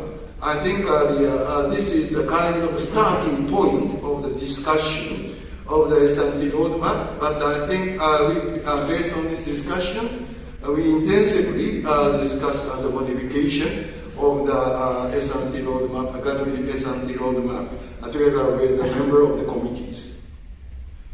Yeah, that's all from the report from myself. But Koike Sensei or the other members attending the session, maybe you may clearly remember the me. So if you have some comment, I'd very much appreciate for your feedback for this presentation. Thank you.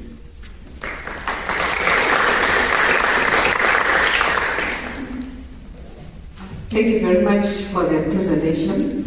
We are moving on to the next group on institutional capacity building.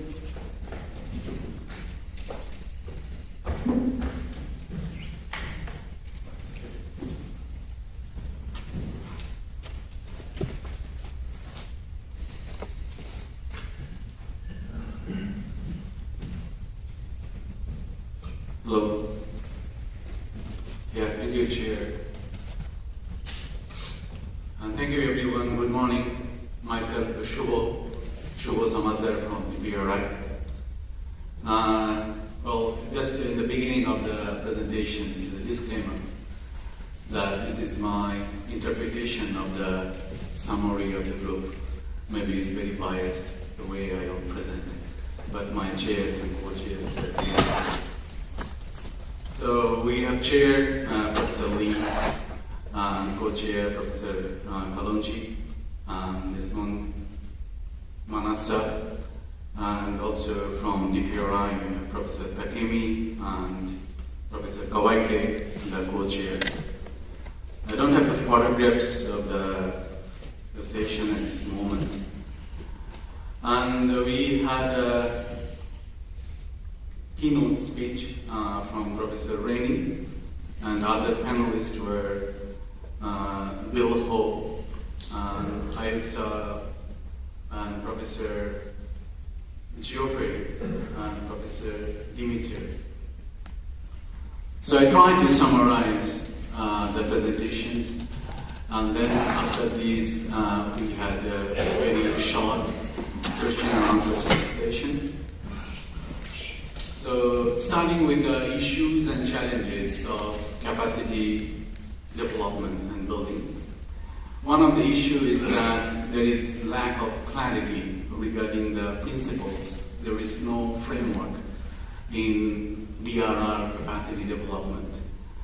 This is a big issue. Therefore, developing capacity at a variety of levels, from the institutional level, local level, regional level, there is a lack of integrations and miscommunications and lack of direction and purpose of the capacity. So there is no clear capacity development strategy. We are unable to develop so far yet. And that's why, and also since we don't have any particular framework or direction, we often have lack of integration and coordination, collaboration among disciplines, among departments, among expertise, among stakeholders. This is a huge issue in capacity development. We need more integrated approach, which is lacking in capacity development. We are looking from our individual disciplinary perspective, not looking at the elephant, but looking at its organs and as a separate division. So we need the integration of different disciplines, biology, ecology, medicine, science, arts. And we have developed so many tools and techniques for capacity development. But the problem, and over the years, several tools have been introduced. However, that practitioners are saying that they don't know what basis and how they would select the tools.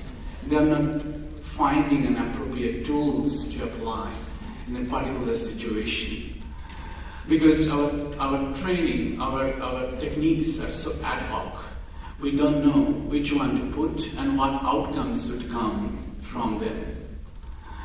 And we need to be more culture specific because risk perception, risk management is culture driven.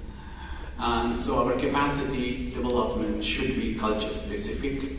And we have to use our social networks, existing local knowledge and infrastructures. These are very small, but they can be giant, robust if we integrate them, if we can systematically use them. So the issues that related to capacity development, that since we don't have the framework, don't have the direction and the purpose, we are planning something and our reality is something. We don't know how, when, what extent, what is working and why working. So our plan and our reality is very far. So as a result, we are unable to replicate, duplicate, implement our knowledge into practice, our good practices into another place, another context, another culture. We need cutting-edge technologies, but also we should remember that capacity development is too much technology-driven. Engineering solutions, engineering knowledge transformations from one institute to another. But we need to also look at the soft knowledge. Also, there was questions regarding the mainstreaming capacity development, how we can do that in particularly disaster risk management. So what we need a framework, and if we type on capacity development in Google Scholar, most of the articles that are coming, they're coming on community capacity development, not the institutional capacity development.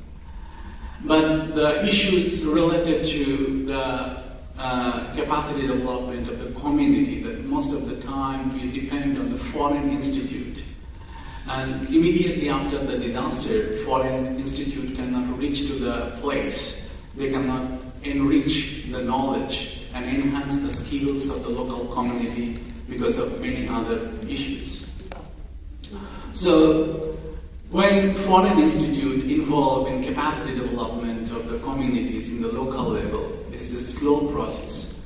The adoption of new technologies, new ideas, and adaptations of them are very slow. They are challenged. So that foreign institute cannot enhance systematically, effectively, as local institute can do for the community of the local people. So because of local culture, local requirements and social dynamics, we need to understand the capacity development and the diffusion of the knowledge and technologies, not from the foreign institute perspective, but we have to enhance, we have to increase the capacity, empower the capacity of the local communities through local institutes. So creating culture of preparedness is also important when you are talking about the capacity development. It is not about the technology transfer, engineering solutions, but we need to create the preparedness culture, and that the local institute, academic institute can do by creating new knowledge and creating social norms and encouraging, facilitating the innovations and the culture of preparedness. As a result, the GADRI would encourage local institute capacity development because they can disseminate new cutting-edge technologies, innovative ideas and knowledge to the local people for enhance their preparedness at the local level. And also, when foreign institutes are involved, the capacity development of the people, they can actually may not understand the local dynamics. It could be hegemony. It should be other way around, that local, using the local knowledge is important and that local institute can do. So as a problem statement, we have overlapping ongoing programs. The issues related to capacity is also geographical accessibility of the program, lack of information, ongoing capacity development programs, identifying training needs in DRM. There is no general framework on capacity development manuals. So possibly, this is I summarize, I could be biased as I said, prepare an inventory and also identify the overlapping areas and to develop, to examine desired outcomes fulfilled by the existing programs and further necessary interventions. Transfer knowledge, tacit knowledge, to formal explicit knowledge, like publishing papers, booklets, sharing URL through social networks, free softwares, through GADRI networks. Further, to develop toolkits, more practical solutions for systematically carrying out capacity development programs for improved disaster risk preparedness. We should have the capacity building for selected institutes, implementing pilot programs, learning by doing, trial and error, transferring knowledge, exchange knowledge, and then to revise our frameworks, fill up the gaps, and then we develop comprehensive theoretical and empirical understanding of successful participations and capacity building of local institutes and communities. So this is how I summarize. Thank you, but my co-chair and chairs, Professor Lee and Professor Dolonji is here. They may like to add something. Thank you very much. Thank you very much for the presentation. We are moving on to the next group. Committee on Data and Information Sharing.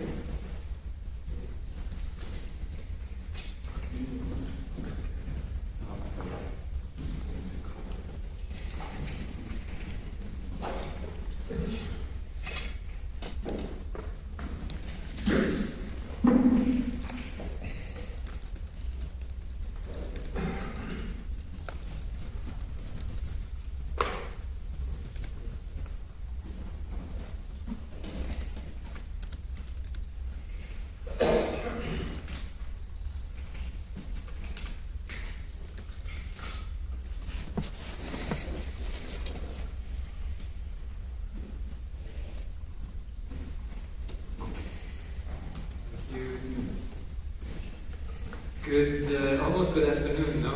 We're almost time for lunch. I'll try to be relatively brief for our discussions, to report back on the discussions from the panel on data information. We try to be as concrete as possible, actually, to see what we as a community can do. It's not new, no? We've been working together for a while. We have all our data, we have all our information. It's not flowing as we want among the members, and that's why we have the committee to think about that. What can we do about that? So Andrew Collins was chairing, I was co-chairing, but Andrew had a really good opening about why we are doing this. So the point is really to, indeed, the objective of GADRI, one of the objectives is to promote exchange and sharing of data across the globe, but especially also among us, among the members, that we can see what we do, we can learn from each other.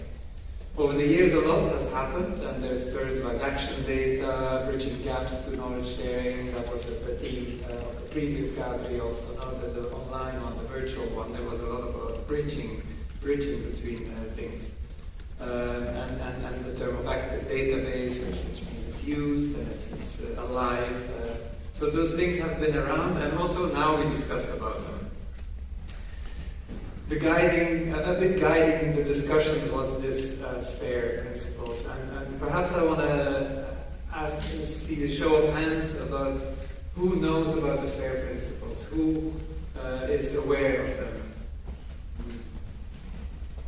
Yes, not everyone. Is there somebody that has never heard of the FAIR principles?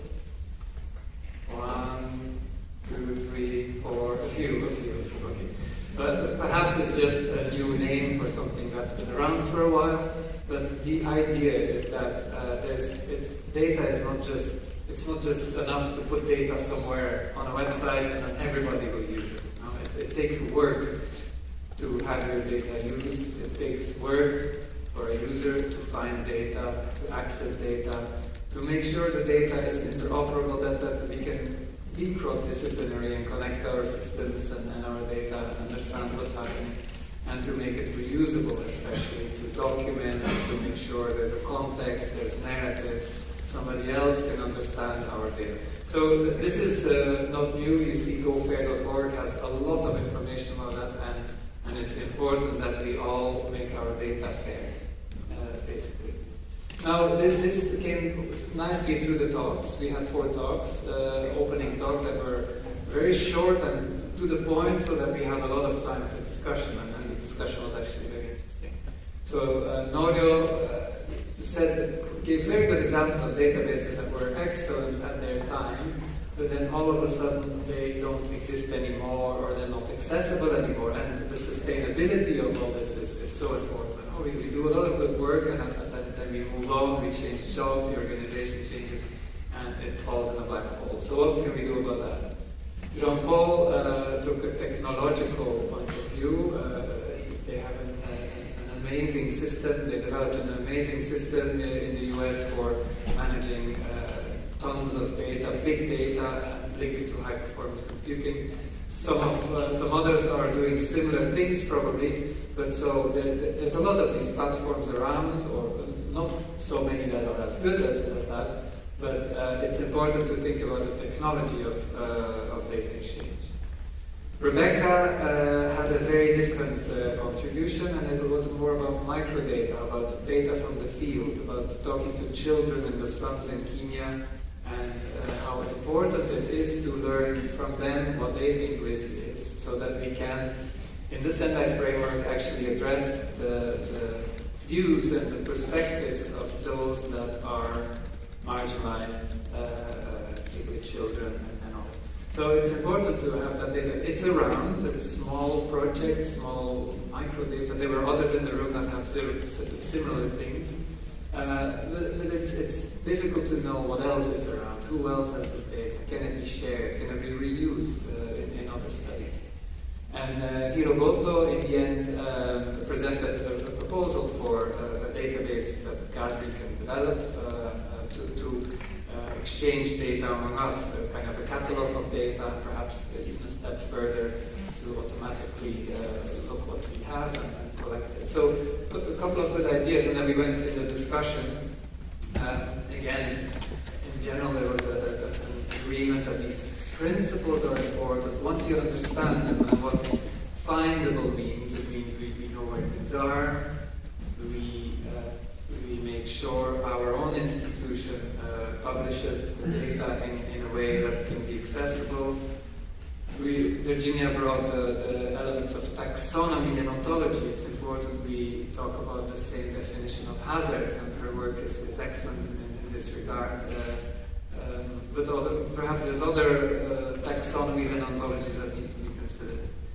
Data governance was important. Some organizations decide not to put their data online, not to share their data, for good reasons, sometimes commercial reasons, or to protect their own business. Perhaps operators of industrial plants don't want their data to be published because maybe they would be legally accountable for mistakes they make or decisions.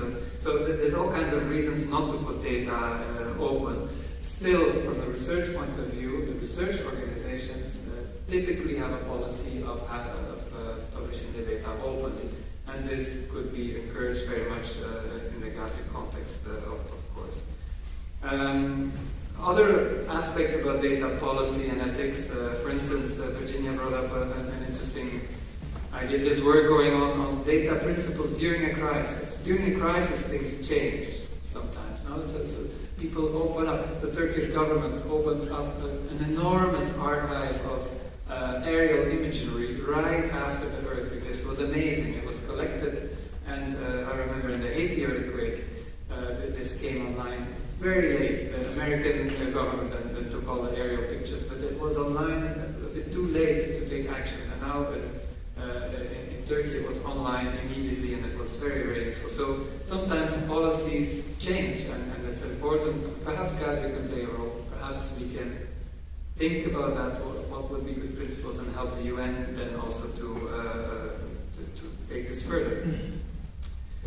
Technology was discussed in several aspects. There's plenty. It's evolving super fast. I'm on the waiting list for ChatGPT version 4. I haven't been accepted yet, but perhaps some of you are. And so what do we do with this thing? Maybe there's a lot of technology that can help. We have our own struggles with data is massive amounts of data, and many of you have other kind of issues probably there. The sustainability again was discussed. And finally, a very interesting comment that accessibility of data often it's not a matter of technology or policy, but sometimes just plain of money. Some data is sold at a cheap price, perhaps $100 or something, but even that can be too much for researchers in developing countries, in countries that don't have the means to even have that. So could GADRI facilitate perhaps access to some of that data, and that was brought up. So in the end, we have 4. The committee will continue the work, and everybody's invited to join this committee if they want to discuss these things, to encourage the FAIR principles. What can we do to help the members to be more fair in their data use? Discuss about platforms. There's a couple of proposals of new developments that could be done. But also, I want to remind everyone of the UNDRR's own initiative to try to collect all data and information, and it's called the Risk Information Exchange. It was launched last year. You can post all your data there. We have a lot of our data there, so it's really a good place where you can start. And we have to see if that's fit for our purpose. If not, we can do other developments, of course, that are more fit for our community. Microdata, this is definitely a point to think further on. What can we do there? Can we collect it more? Is it of interest to more members? And finally, the data policies.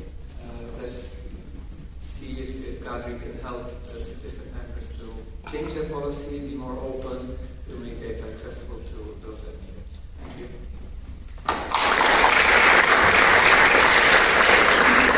Thank you very much for the wonderful presentation. Can we move on to our last group on advocacy, science, technology, and innovation linked to advocacy?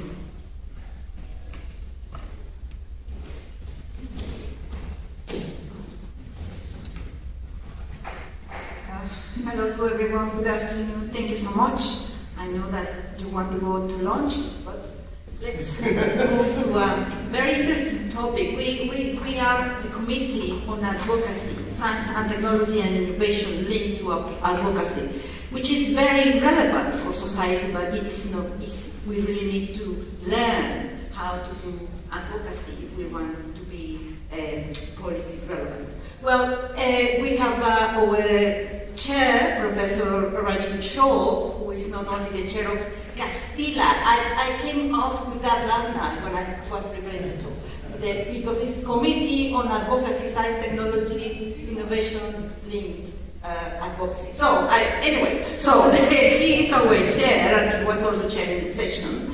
And we also enjoyed the participation of Professor Paul Kovacs. Thank you so much. And Professor Onishi Sensei was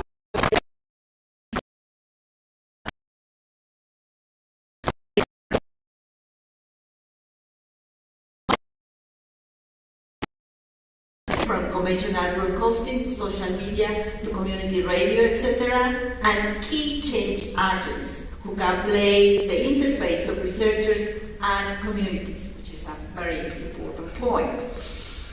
Science advocacy needs to be cross-cutting. That is for sure a challenge, and that is indeed needed. From grassroots to policy formulation. To do that, researchers need to co-design solutions along with civil society, other stakeholders, and top policymakers. The process of co-design, co-develop, and co-delivery of advocacy messages is essential. And this is written very quickly, but takes a lot of time and effort and even resources, really, because it's a long process that should be sustained to be successful. So this is a very significant message we got from our session. Likewise, we need to strengthen the management, science, government, communities through media. Communication and advocacy training needs to be supported supported, and I think there are plenty of institutions within GADRI who are also working into that direction, but perhaps we can do a little bit more of sharing that kind of capacity building of the new generation and also to their current generations. I mean, we as a scientist very often like, not always, but very often like being interviewed and being in touch with the media to transfer what we want to say, what is happening, and so on. But also very often we don't know how to do it. And it is important to learn that process and to learn how to communicate not only with the governments, but also with society. It is not the same to talk about disaster risk reduction with kindergarten children than with university students or other stakeholders. So it is very important to have that in mind. And also we feel that there is a need for GADRI to move into a more wider arena. And this can be done in terms of producing some GADRI policy briefs, which is a significant challenge because policy briefs need to be made in a very proper way. It's not very scientific type of journal articles and so on. But we would like to have perhaps some policy brief at the national, regional, and international level, and why not on the local level as well? Because at the end of the day, disaster risk management is successful when you take into account the local level. And then to work together with other initiatives. For example, IRDR, Integrated Research on Disaster Risk. They produce from time to time some policy briefs, mainly when there is the global platform on disaster risk reduction and so on. But the idea is that we could work together with IRDR, with the UNDRR regional offices also to share knowledge and to try to be relevant in the policy domain. And also another topic which needs a lot of discussion and it is by itself a challenge, not only to GADRI, but to the DRR community, the international community, which is to have a periodic disaster risk assessment.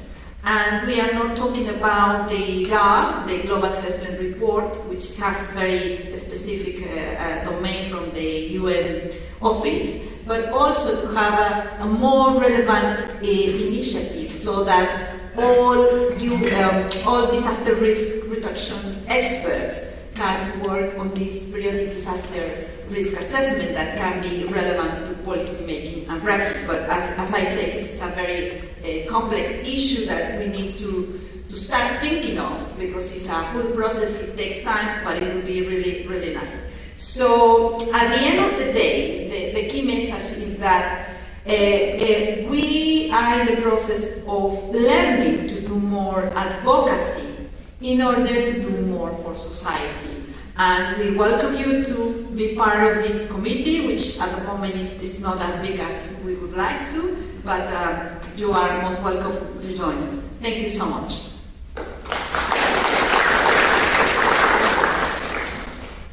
Thank you very much for the wonderful presentation. Allow me to invite our presenters to the stage for the discussions. Thank you.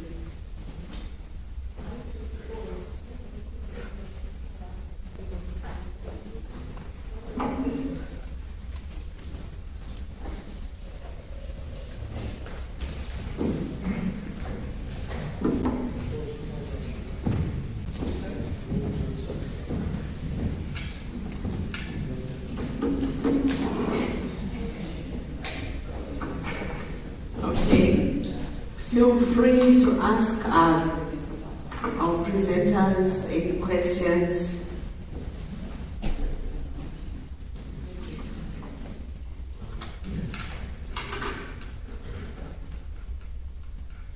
Any questions or comments?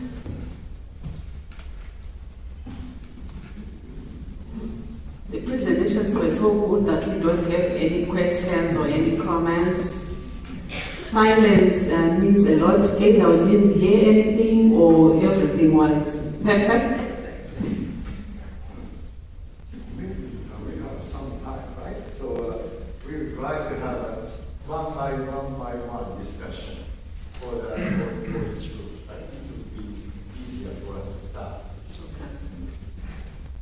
So this time let's start with the last group on advocacy. Okay.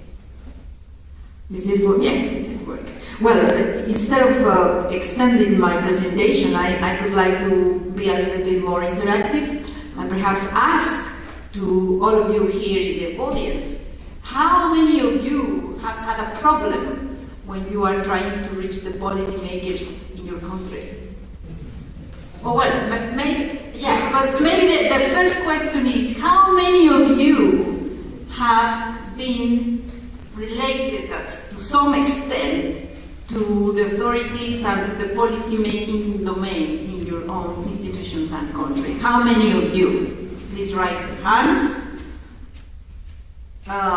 More than half of the auditorium, I would say. Okay, that's very good. So we are in the good pact. And then the other question: how many of you have had problems, or obstacles, or issues, funny experiences? Anything can be inside here. So please raise your hands. Not many. Okay, so I wonder if that means that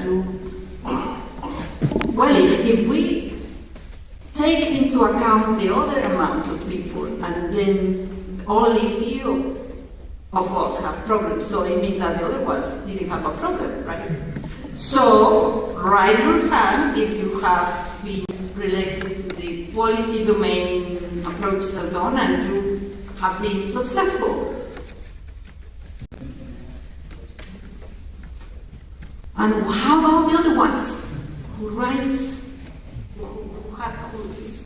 who said that they were related to the policy domain? Okay, your question. No, so I have a question because it's very interesting, and so the advocacy you presented, and maybe also from the discussion here, so many of us have contact with a certain constituency, certain policymakers. But my question is, isn't it cultural? Isn't it local? Isn't it a one-on-one relation you craft through communication, through being very active there? So I'm wondering if, as a network, as GADRI, we can really do something that's added value. In the sense, if we communicate as GADRI, perhaps that's not the right way to do it. Perhaps really it's member to member. It's me, I know very well the European Commission, and that is a culture. It is a world in itself. You need to know all the acronyms. You need to be able to see what's driving the people there, what makes decisions, etc. And I'm sure in each of your constituencies, it's like that, no? Perhaps yes, researchers are not always close there, and the science policy interface is very important to develop, but I'm not sure we can do something global on that. Perhaps there was a discussion about that in the group? Well, we didn't have a direct discussion on that, but it was like assumed, because we were talking about how relevant is the local perspective into advocacy, and how we could really bring together the scientists, the governments, and the society. But although we didn't really mention that, we were assuming that we were working to that scale, because we had one of the panelists who was really working with society and so on. So we really have that in mind. We don't think we can do this in a global level, but perhaps very often experiences, good practices and bad practices in different parts of the world can give you a light of what to do or what not to do. And also I think we as scientists always are, or very often are, focused on our research, our publications, students and so on. And we don't have the time to learn how to talk to the people, how to do lobbying and stuff like that. Okay, we have a question there, Peter, or comment on the microphone there, please. Thank you. Okay, great. Peter Salmons, University College London. Yeah, there's sort of actually more a disagreement with the idea that we shouldn't be seeking to go to the global level. And I really thought this was something that Paul Kovacs was actually advocating in in the session that actually GADRI should be doing just this. And actually we do have the vehicles. I mean, Mami Mitsutori at the breakfast meeting specifically said she wanted the input from GADRI, because GADRI represents a different community, a community of researchers. And through GADRI, the invitation is open to try and influence the Sendai Framework midterm review. And so, for instance, for the session tomorrow on gender inclusivity and inclusively in disastrous reduction, we do want to make sure we have a global impact, because it's only when the policies changed at the UN level can you can actually start to argue that down the chain. I mean, to have a UN policy change is so significant when you're trying to make an argument with a national government, for instance.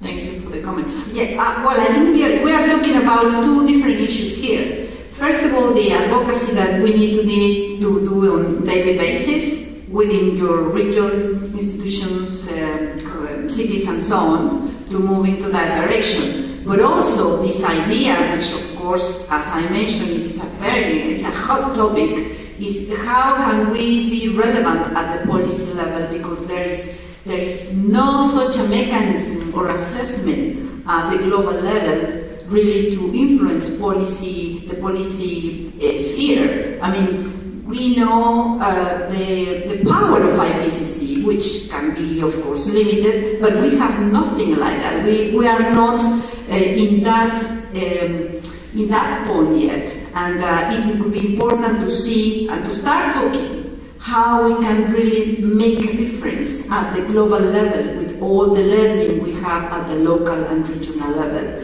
And we can discuss a bit more on that, and also perhaps we could have that as one of GADRI challenges for the future agenda roadmap of GADRI. So we have 3 more. Okay, Grace, please. Can we have the microphone here, please? Thank you. Arigatou gozaimasu. Sure, yeah.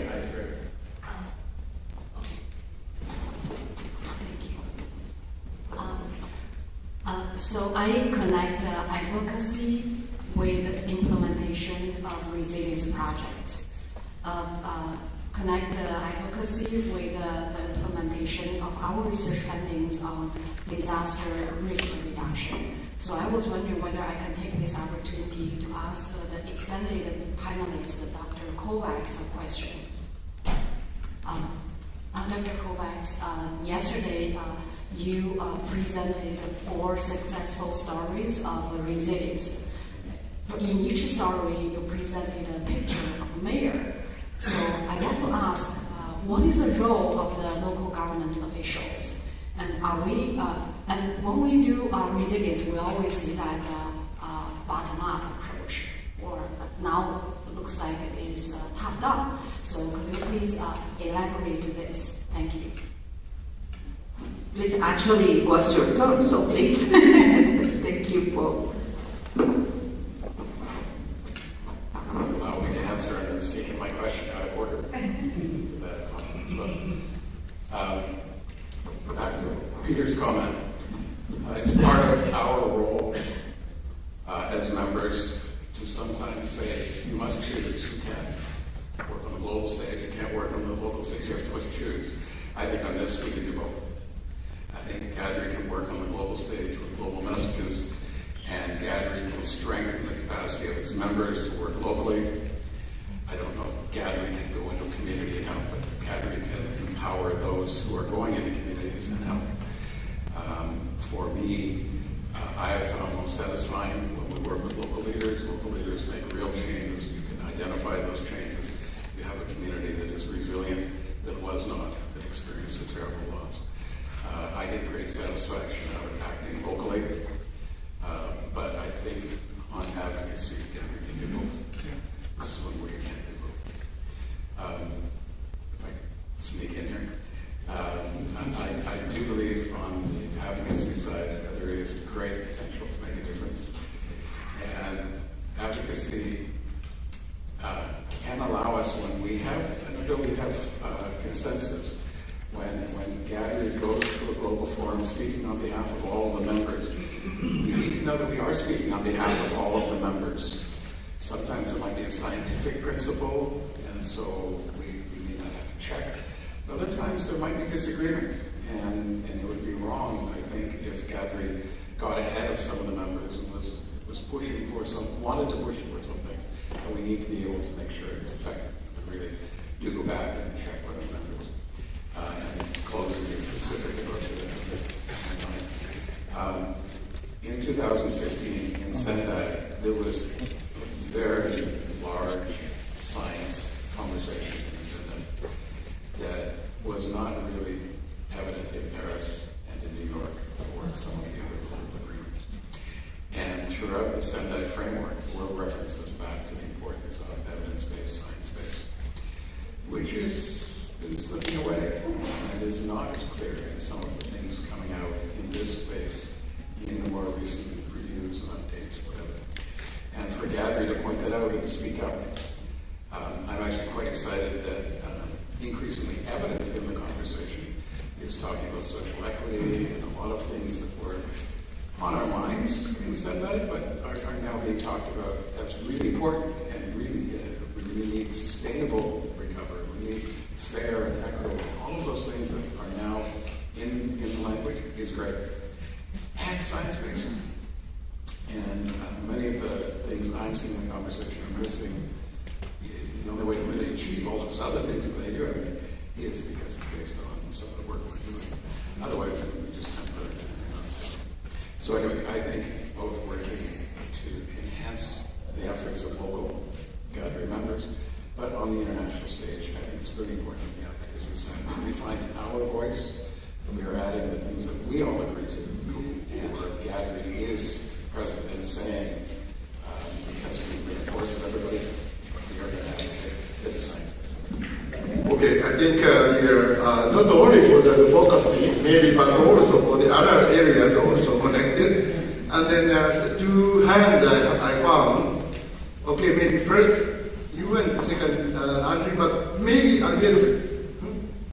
Later, please go ahead. Thank you.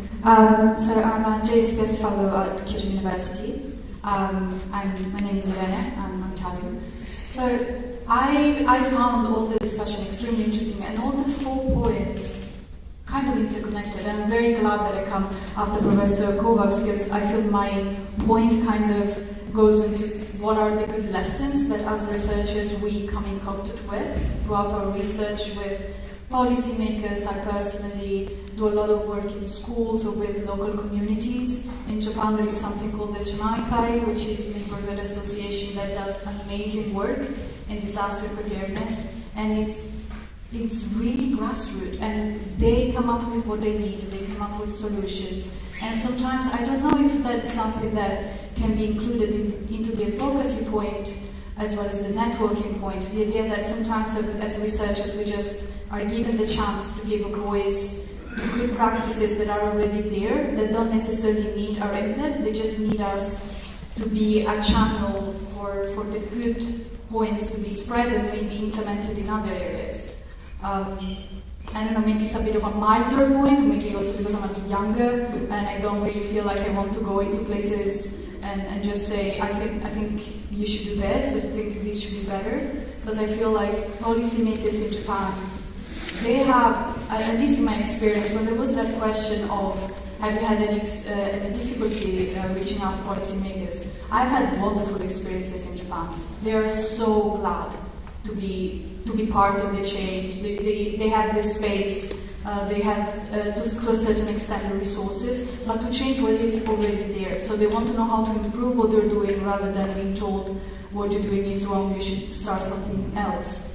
Also, I think from the policy perspective, it's kind of hard to start a whole new policy from zero, and it's kind of easier to improve within the boundaries that are already set. So I feel like, especially again, as a young researcher, if I say that I'm the face of an international disaster research institute, I have a lot more power to make my voice not as a small Italian fellow, but as a member of a big organization that has pretty amazing names in it. So yeah, thank you. That's just a comment, not really a question.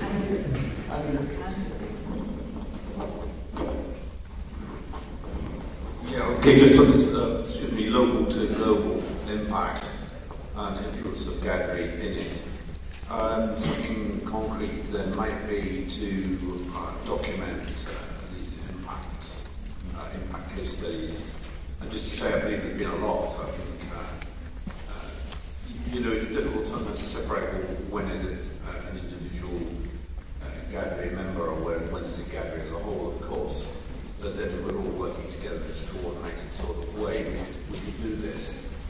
So there's an exercise in the UK we call the Research Assessment Framework, which is much hated by many academics. But it's a thing the government does, and it's a large bureaucratic exercise to work out what's delivering and what isn't. But there's one part of it which is really useful. It's called sort of like impact case study delivery. And I'm wondering whether using that sort of model, we might be able to do something specific. So we basically use these examples we have. And ones that I noticed, because we have a lot of involvement with this back in that part of the world, and notice the ones which are scoring really high for the world-leading status are usually ones which are sort of coming from a very local level, at least in this area, and impacting at the sort of global level. And within GADRI members, there's many people who have done these things. There's some project that we're doing at a very small scale has changed literally what's going on, and the discourse has shifted significantly because of the institutions involved here. I think Parliament here was quite serious about that comment that we should be, feeding directly into the change that we all have to become.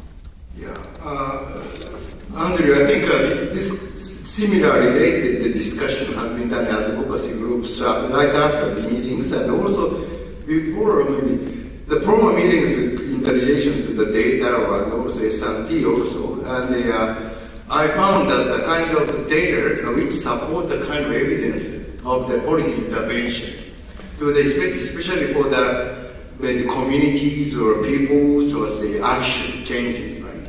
So to grasp this kind of information, definitely we need to have some kind of initiative. Of course, maybe you may conduct something already, and we may work with NGOs, local government to collect some data or some good practice, bad practices, and then we can analyze that kind of data, right? And then that can be included in the databases, which may be included. And based on the data and the evidences, we can, after scientific analysis, then that can be used for the advocacy maybe. Like this kind of policy will be, in these cases, better results, but for these cases, maybe that doesn't work. So if we can know that kind of things, much more final resolution of the guidance for the information can be provided through our activities. Okay, thank you very much, Andrew. And then others, yes, I know. Okay, go.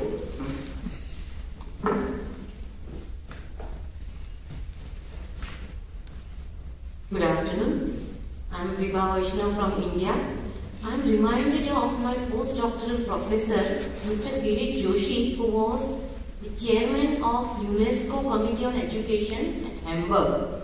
And he was all the time talking about learning to be message from UNESCO. Can we, through Sendai and through UN, request UNESCO now to add learning to be eco-friendly? That is the demand, that is the need of the hour. Learning to be eco-friendly, that is the tag that is given by, the message given by UNESCO to all. I think we can incorporate in our education in each and every branch to be eco-friendly. So that is what we can do, what we should do. Thank you very much. Okay, the other points to be discussed for the other groups, like capacity buildings, and also for the maybe panelists. Maybe do you have any comments for the, especially for the maybe not only for the advocacy but also for the other like groups like data. Shibu, don't you have any points to be made for the other groups?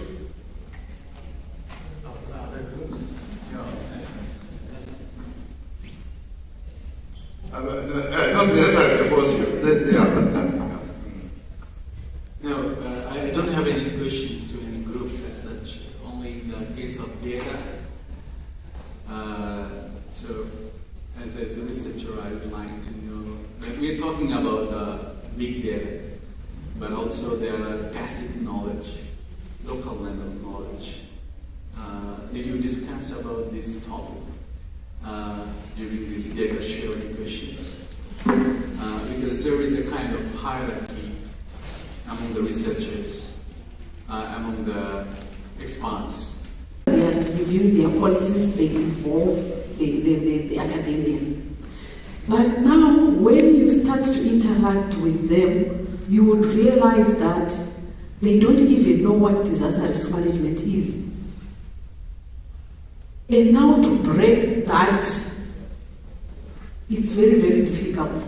So I think those are some of the issues that we need to discuss. How can we simplify some of these issues so that even the local government or whatever, the local leaders can understand? Thank you. Okay, thank you very much for the very, very overarching questions and the comments. And the networking for what? And this is also the very important question for data sharing, advocacy, or capacity building, and so on. And but actually, we are not quite sure about which institution or who is doing what. And also, you mentioned that we don't know the need and like a small institution is. So then our team is talking about how to stimulate communication or interaction to work together. So this is another base topic. And thank you very much for your contribution yesterday, and your input is very important. So now we have to work together. Thank you. Okay.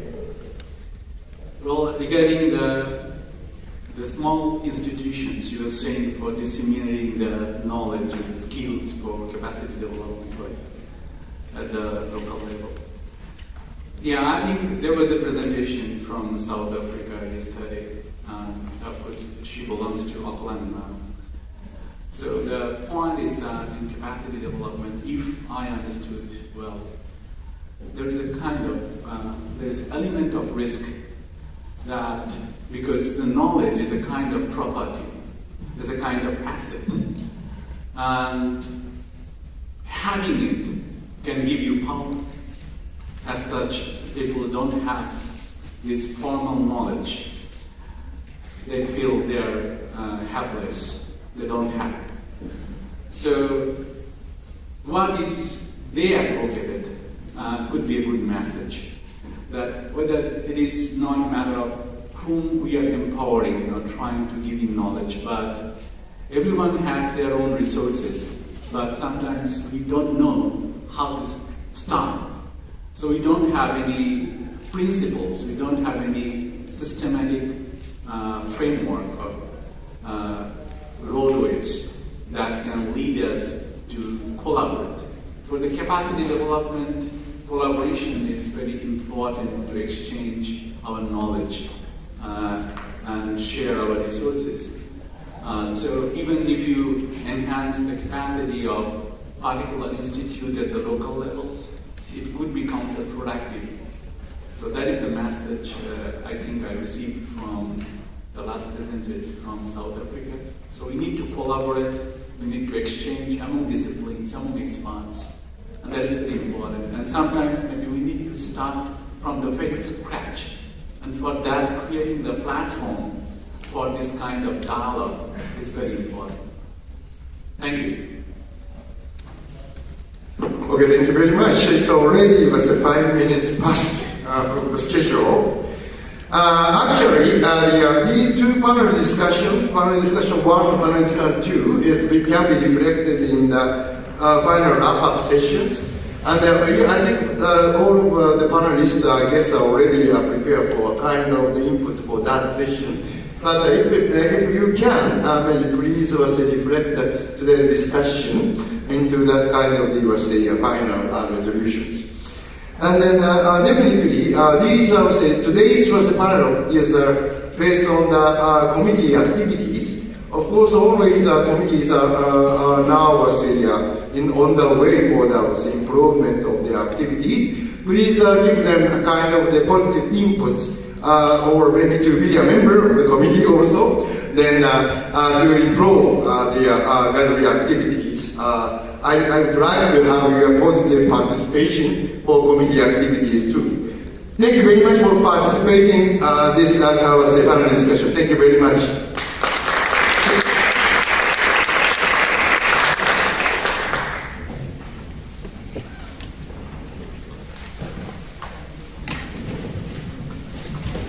Thank you very much for chair, panelists, and audience.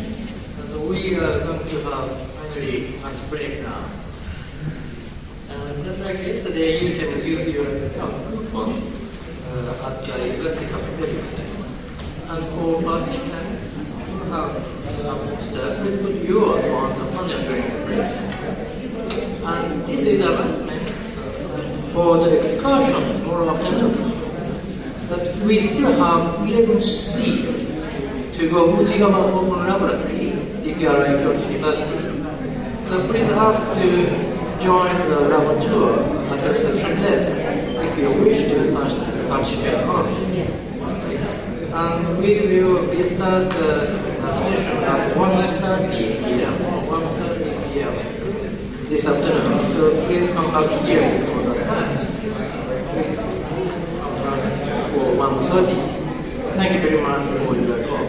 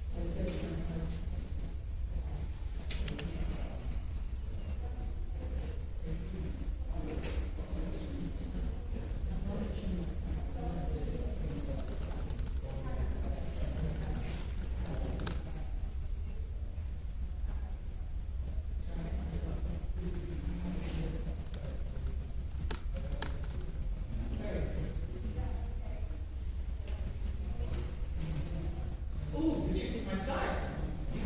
Yes, can I come to this?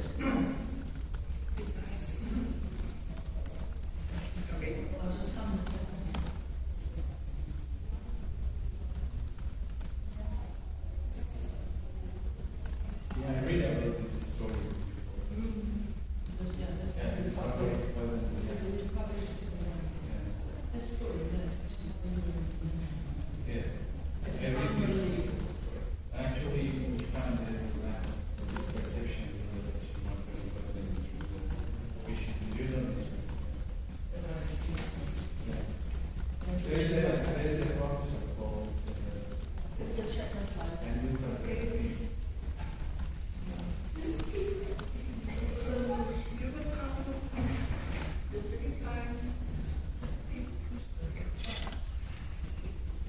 Oh, there it goes.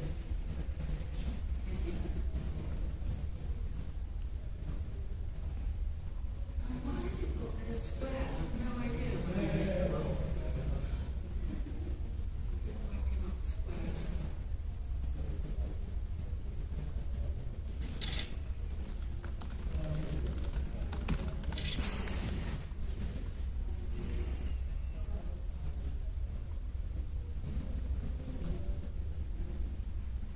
Absolutely not.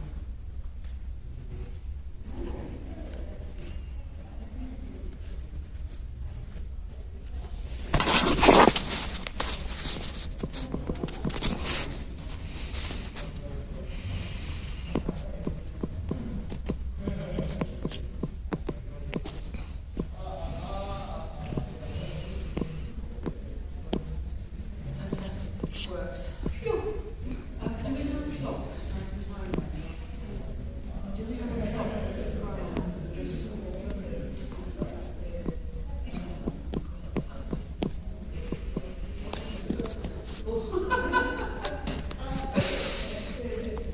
Thank you.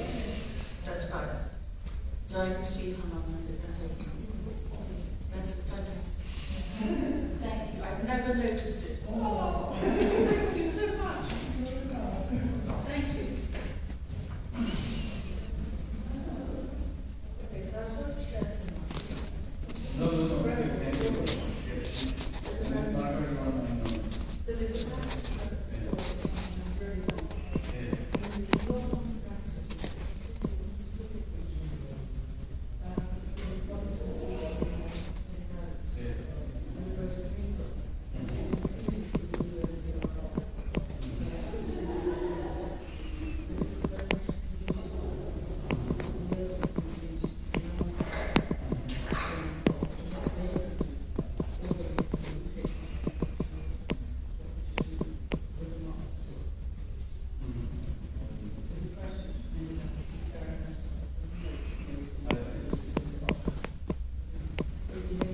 All sorts of people like us think about so there's lots of people who work.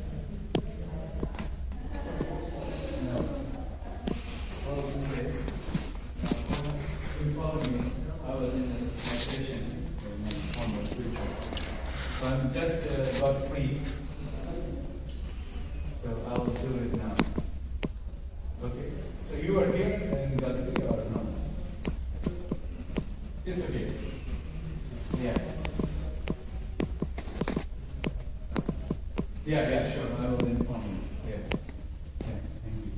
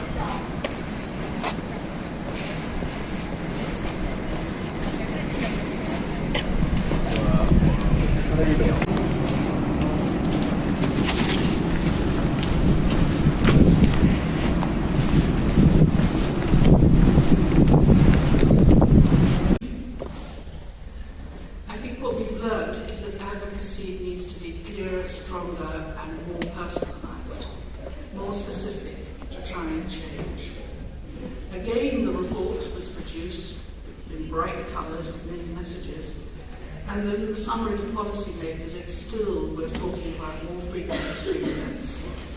But the climate change differs substantially among and within regions. It's not just as you would expect. If you think about Canada, they are looking at 3 degrees C already change, which I think is already frightening. The rest of us, fortunately, are still talking about maybe it 1.5. Very frightening too. But also we know that multiple climate hazards can present multiple risks to ecosystems and humans. If that's not clear advocacy and clear sharing of information, I don't know how we can do better. So let me move now to COP27, November last year. I had the great privilege of being one of the scientists who contributed to something else that was published with a great deal of support from UNFCCC. I don't know how many of you saw this, but I would commend this report to you to look at. 10 new insights in climate science. A report that I thought was incredibly valuable. It brought in 10 insights from Future Earth, the Earth League, and the World Climate Research Programme. There were 64 authors from the world on this one, again, and I was one of the lucky ones to be one of the 4 authors from the Health Insight. So I'm sharing with you only the Health Insight, but I feel there are many other insights that would be very useful for us all to be aware of. So the Health Insight talked about new threats on the horizon from climate-health interactions. I felt this image was really clear, showing that the impacts of climate change on the health of humans, animals, and entire ecosystems are increasingly widespread, and new risks are emerging. And I think that's something that we're beginning to understand and are very important to see. So, this is a diagram that I've been told very firmly that will be hard to see. So hold your breath for a second, and I'll try and make it much more visible for each of you by cutting it in half. So at the top you have the blue world, our wonderful planet. We only have one of those, and that planet matters.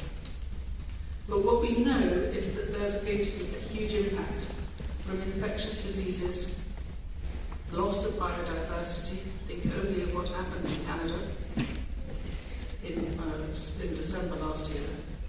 The discussions we've already had about floods and how many of you are working in the flood domain, which is so important.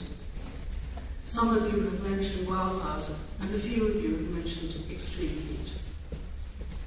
But those are what we're expecting, and we know that it's absolutely essential that we start looking at how we can improve our surveillance, how we can bring all our different systems of information to understand how we manage better action.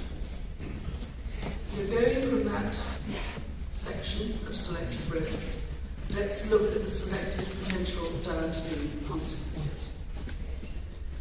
If we're getting increased heat and we're worried about the fact that we're growing food, we know that there will be issues about increased pesticide usage. As a toxicologist, that worries me.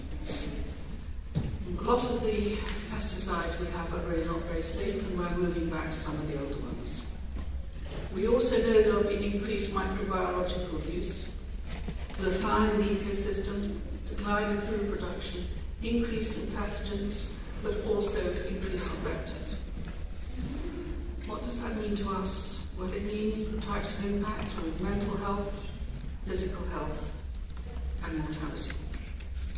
And that the affected population will be humans, domestic animals, wild animals and plants, and we need urgent action, mitigation, adaptation, but also increasing resilience and climate change attribution studies. Gentlemen, ladies, the audience, we have a huge task scientifically.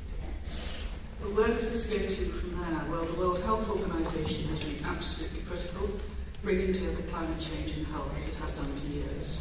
Thank goodness for it. It talks now, very recently in some of his recent publications, that climate change impacts health both directly and indirectly. Not surprising, that. Climate change affects the social and environmental determinants of health.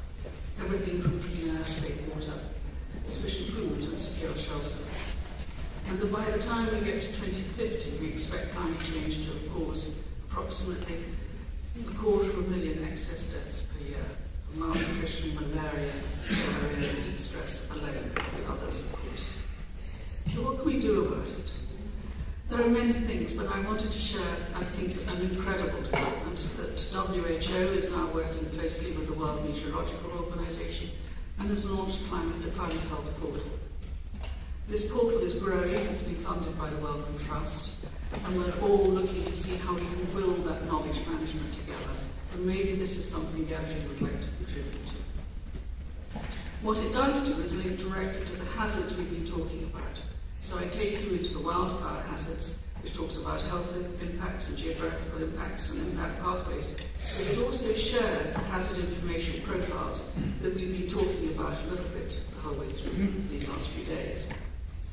These hazard information profiles provide a definition with an open source. They provide synonyms. They also provide more detailed scientific descriptions and, where we can, metrics. But from that we link to the UN conventions and treaties, but also what the impacts and outcomes right there might be, and then what results to risk management could be done. Everything is listed and provided with open source references, because these definitions are the definitions we need to be able to share this data cross-boundary inside our countries at local levels to communicate with everyone when we think these hazards are present. So I thank UNDRR, the International Science Council, and IRDR. This is the Hazard Definition and Classification Review that was published in 2020, July 2020, and this is the Hazard Information Profiles published in October 2021. I've had the great privilege of being the chair of the technical working group with many, many global partners to do this work. In it we have 8 clusters of hazards, 8 hazard types, including the biological hazards that Mami Mitsutori talked about yesterday. Underneath each one of these there's a further area of clustering to try and bring the hazards of the world into one convenient resource for all scientists, for all partners to be able to use. And to do this in a way that's going to make it accessible, useful, usable, and used, so we can follow the FAIR data that Tom recommended earlier. What we know is this ontology taxonomy is the very first one, we are told, that has actually responded to these 3 landmark agreements. Why? Because we're providing a common set of hazard definitions for monitoring and reviewing implementation. Absolutely key and critical for everything we're going to be doing, because if we cannot measure, we cannot manage.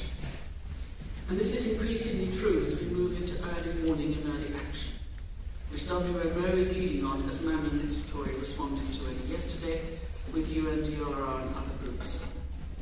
By pulling this together, we have to be able to do the warnings and the early action for all these hazards. And that's a huge challenge. We will need all scientific help.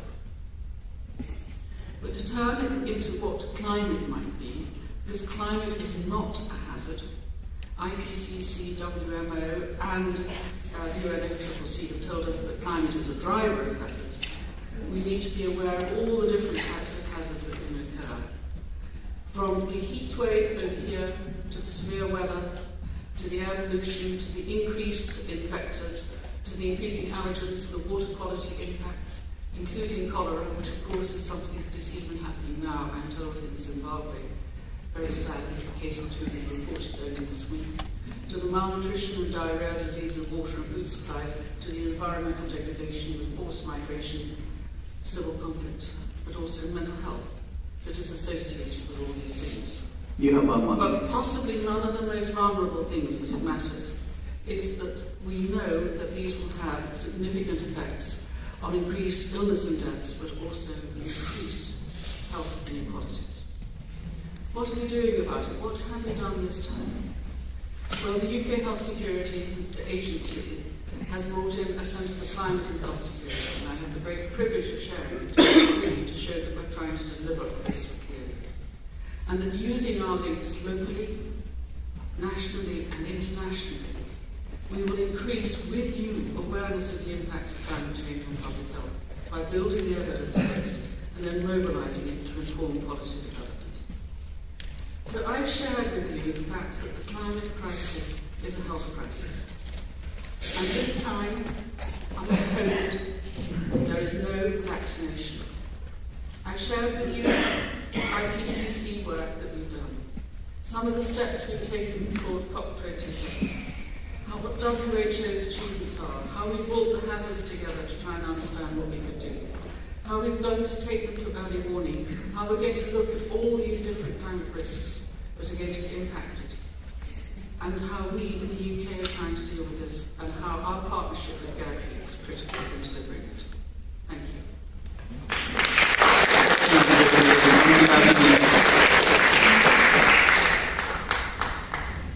Good afternoon, everyone, and apologies for coming on stage a bit late. I lost track of time.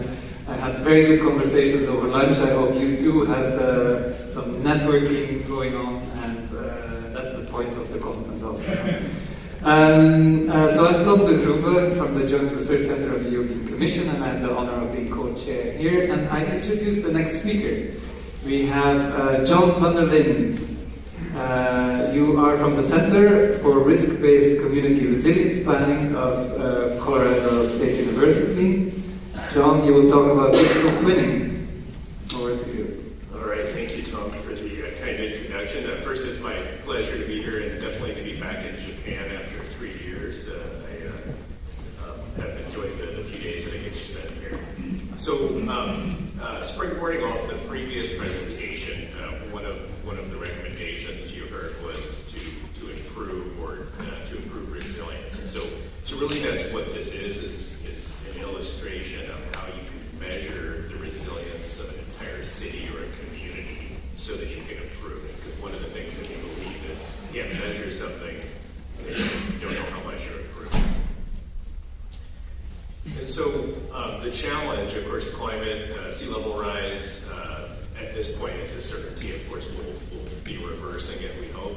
But the magnitude is highly uncertain, as you've heard.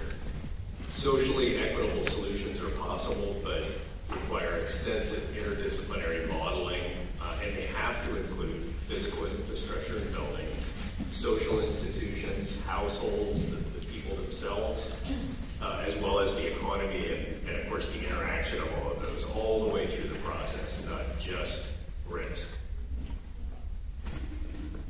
So the bigger question and what we ask is wouldn't it be great to have a model that could predict damage probabilities at an individual building level using physics so it can be transferred anywhere to predict not just how many but which households dislocate based on race, ethnicity, income, other things. So we have the ability in these models to do that by taking census data and synthetically allocating households into a residence, and then we can aggregate back up and reproduce the census. And so what that does is it protects the private information of the individuals, but it allows us the resolution in which a family makes a decision.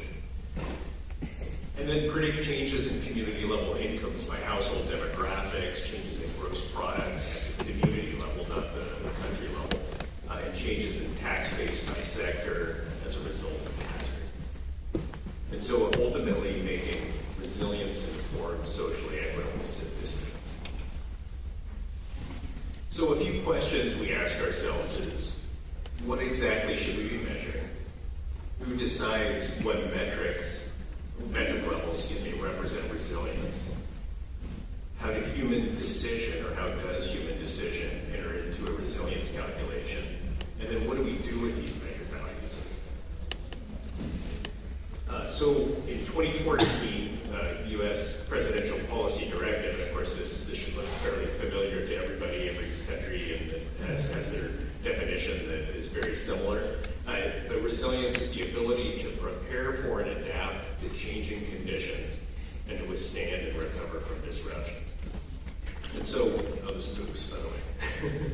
And so I'll bring your attention to several of the words. It's to prepare for, to adapt to those changing conditions, our climate, to withstand, so that's the mitigation effects, hardening, stiffening, and then recover rapidly. And that's the hard part for modeling, is how to model recovery.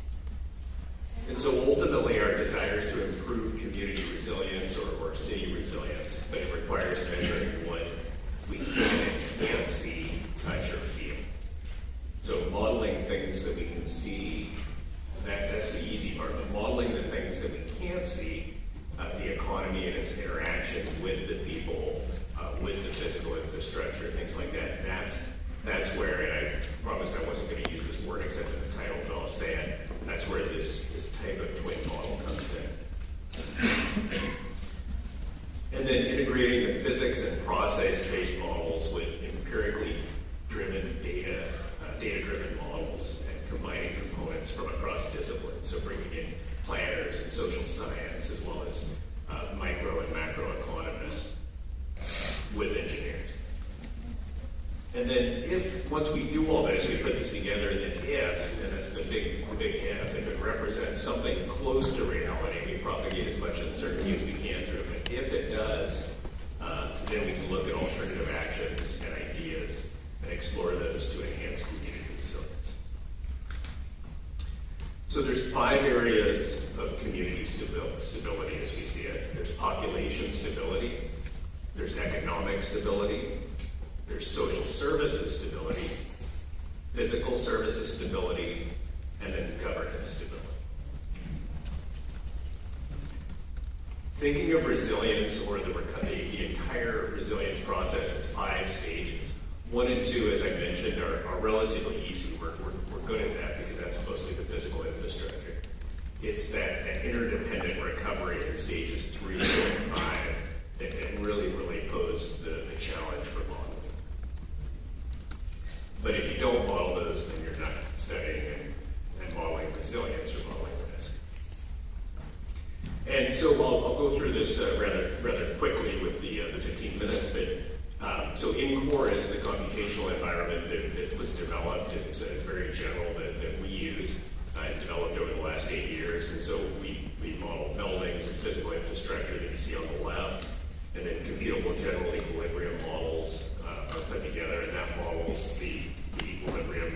So we shock a system with a hazard, the decline that can be over time. And then and then bring the economy back to equilibrium and see what those values are, and that shows what the impact is. And then, of course, the households and the social institutions and those critical things. And so looking at physical infrastructure, economic health, social services, all within this kind of context of information science. So this is all cloud-based servers, like we all know now. And that's mainly just for capacity. So again, I'm going to skip through these, but I'm happy to provide the slides if anybody wants them. And so this is a spatial dynamic CGE model for economics, and that's so that it can link with people with transportation, people driving, things like that. And the idea is that spatial component that's critical. Population and employee dislocation, household restoration and recovery, business interruption and restoration. All of these things have to intertwine, and so it's critical in that sense. And so we can start at the census block level, as I mentioned, and then we go into that census block that you see in red on the left, and we then deaggregate that. And one example would be household income, so that we can deaggregate that, and each household in that block gets an income that then statistically reproduces the block level. And the idea is that we can do that. We can say, is it a female-head of household? Do they have a car? Anything that's collected, any data that's collected, we can deaggregate. So this just shows an example, archetypes being assigned to the buildings in the city, and then the household on the right to give you an idea. This shows electrical power network on the left. That's a social accounting matrix on the top right, and that's basically describing the economy. It's much larger than what you see there. I just can't fit it on a slide. And that's basically showing the interaction, and that's differential equations and things like that, and then it comes to that I don't want to call it magic, but to me it's magic equilibrium. And then a population dislocation algorithm, and this is from multiple surveys after hurricanes and floods and bringing this all together. And yes, they have a lot of uncertainty in the population dislocation because modeling humans is hard. And then this is just showing that we can compare retrofit strategies for something. We can do things, so we can look at the changes in the economy, the changes in dislocation, things like that. So just to show you what goes into these models, this is for flood. So this would be something that we would put into our inland flooding models or coastal flooding models.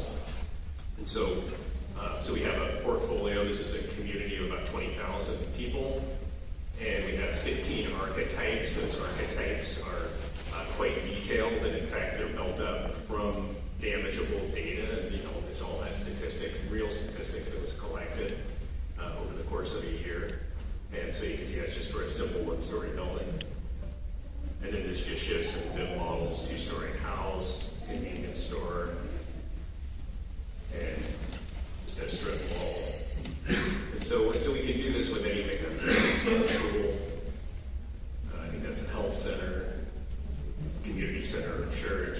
And then we take those and we then map them. So on the left, you see the real community. On the right, you see this is the map community, each color representing one of those 15 archetypes for flood. And the idea is that those can be damaged, and then that represents that initial drop. And then we model the recovery, but we've allocated the households, we've done all that, so that, and model the economy.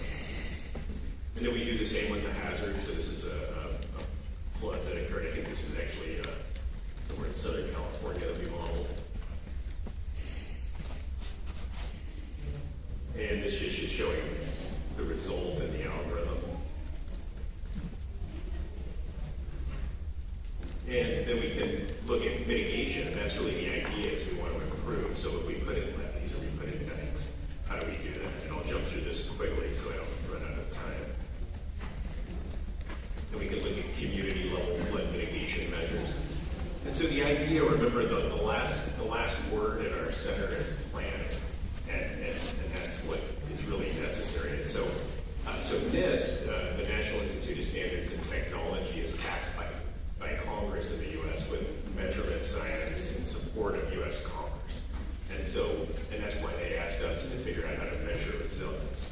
And so they developed a playbook, NIST Community Resilience Planning Guide. This is a playbook. It's a 6-step process that you see up here. This was done just prior to our center starting. And we integrated this computational environment with the playbook. And the playbook's a short version of that. And the idea is that communities know they were taking guesses essentially at how their infrastructure would perform or what would happen to their people, things like that. And so, in essence, now it can be calculated. It's a little bit data hungry, but it can be done. And I won't, I'm going to skip this one, just show you that this is the web tool for that combination of those. But I'm going to skip that in the interest of time. And if anybody would like the resources, I can get those. And so I'll just 2 more slides, I'll conclude. I think I'm about out of time. So measuring risk, resilience, and then supporting decisions in modeling of recovery across physical infrastructure, economic, social institutions, households. But it's critical. You have to have the dependencies across them. It doesn't have to be interdependencies. Many people think you need full interdependencies, but one-way dependency is good enough for general one. And then enabling the modeler to the ability to try these what-if scenarios, code changes, community-level adaptation, or community-level mitigation. The ability to provide information for decisions based on these proven metrics, these 5 stability areas, and each one has a series of metrics. And some of those metrics are important to one community, while others may not be important. And so the communities essentially need to decide that, and there certainly can be default on. And then the ability to decide on trade-offs. In other words, what can they give up versus what do they do? What are their must-haves as the climate changes? You have 1 minute. Thank you. And so what we're able to do with this, with these models, these complex models, is we can calculate the real cost of a hazard, the cost to the people, to the long-term economy, not the immediate, not a BCA, a benefit cost ratio analysis, but a true benefit cost analysis. What are these long-term benefits? And that's what we need to be able to make decisions with regard to resilience and climate, because it's a long-term process. And so in conclusion, I'll say resilience analysis requires modeling, as I mentioned before, during and after the hazard, whether it's an earthquake or a flood. Modeling physical building and network damage to an event, no matter how comprehensive, that's just a portion of the story. And so the real digital twin can't be seen. There's no way to see it all, because it's the people, it's the economy, it's things like that. And then being able to comprehensively measure resilience in terms of these stability areas, it's critical to provide these near optimal solutions. We can mathematically optimize anything. That's just a bunch of equations. But bringing in the community goals, what the community truly wants, that's key.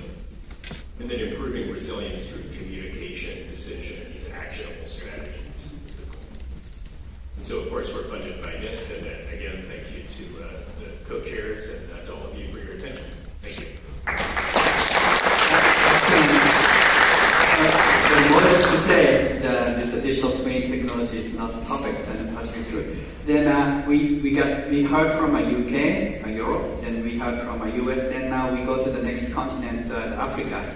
The last speaker, the third speaker, is Chipo Madabantu, Vice President of AADRI, and Senior Lecturer, Bindura University of Science Education from Zimbabwe. Thank you. Good afternoon, once again. I'm going to focus on climate change and disasters in the context of sustainable development in Southern Africa. But after Virginia's presentation, I thought maybe I would necessary for me to do my presentation, because I think she covered a lot of issues that are affecting our continent. So when we look at issues, I'm not going to say that, yes, we know that disasters are actually increasing, both in frequency and also in intensity. And when we look at, for example, in Southern Africa, we have seen that in the past maybe 10 years, we have experienced a lot of cyclones. For example, after 2019, after the cyclone in 2019, in 2020 we experienced 2 cyclones. In 2021 and 2022 the same. And right now the Southern African region is also experiencing Cyclone Fred. So you can see that these cyclones are actually increasing both in frequency and intensity. And also referring to the cyclone in 2019, yes, as a nation in Zimbabwe, we experienced a cyclone and also a cyclone-induced floods. But during the same year, we also experienced drought. So when you look at the first map showing the main disasters that are affecting Africa, you can see that there is drought, extreme temperatures, flood, and storms. And these hazards, or these disasters, that they are actually affecting human development.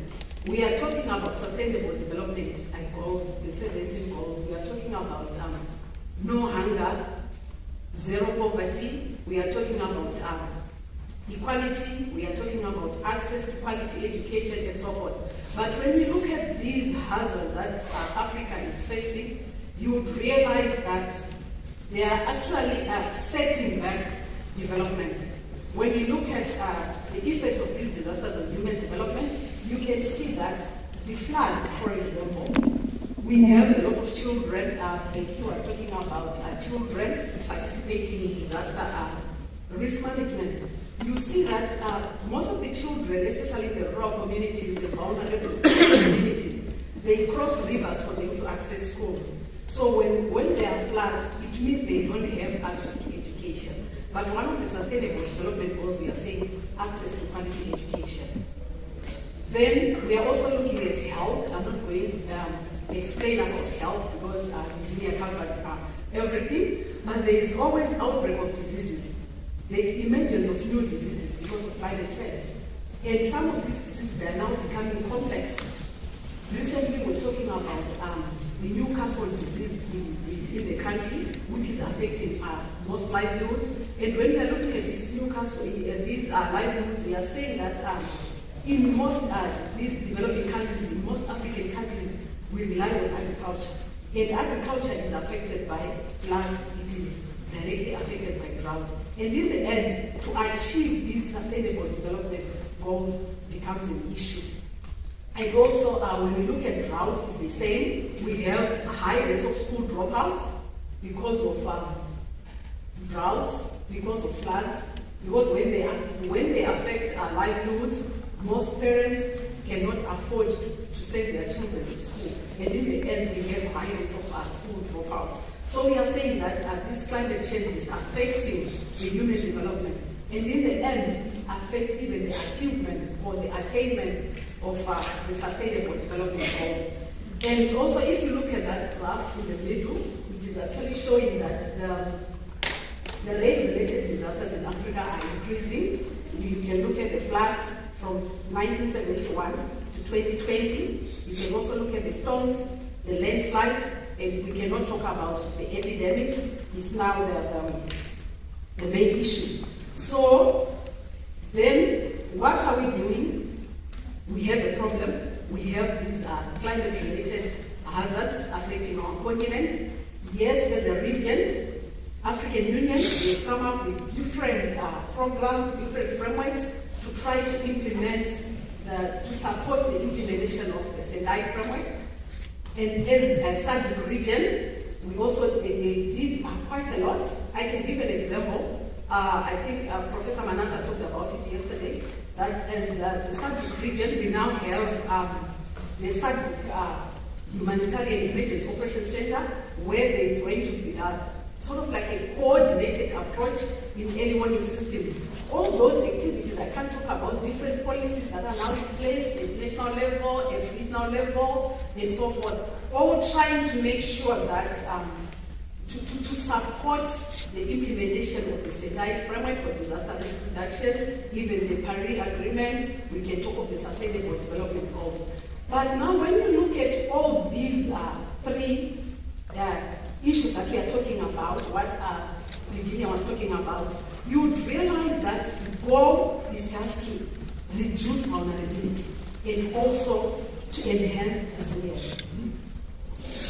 But when you sit down and observe what is happening in the communities, what is happening in the region, you would ask yourself, we have this framework, we have this Paris Agreement, we have this Sendai framework with clear priorities, with targets and everything.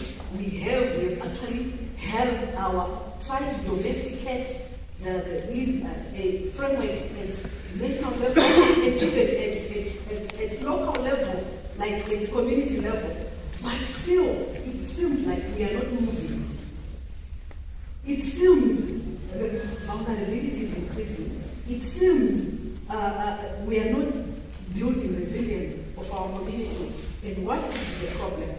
So, when we look at some of the challenges, I'm not going to spend much time on the challenges because most of the issues have been discussed during the first presentations yesterday and also today. But when you look at these challenges, like what I said, that we have these frameworks, but when we look at the implementation of these frameworks, sometimes it's a challenge.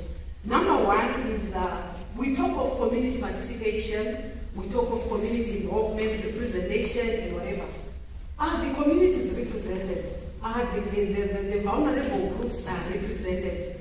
So when you sit down and look at how we are trying to implement the Sendai framework for disaster risk reduction, for example, at local level, you would find out that sometimes there is lack of community participation. If I can give a simple example, last year in Zimbabwe, we're trying to review the National Disaster Risk Management Strategy. It was outdated. It was drafted, I think, around 2011.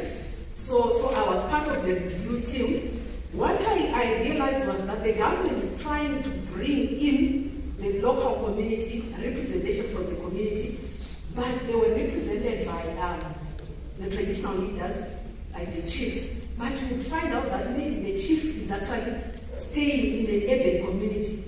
The chief is not even visiting the rural community where the vulnerable communities are supposed to be represented. And in the end, sometimes they misrepresent the situation at local level. Then there's also weak institutional capacity. I think before lunch we talked about this, the institutional capacity, that there is need to capacitate the local institutions.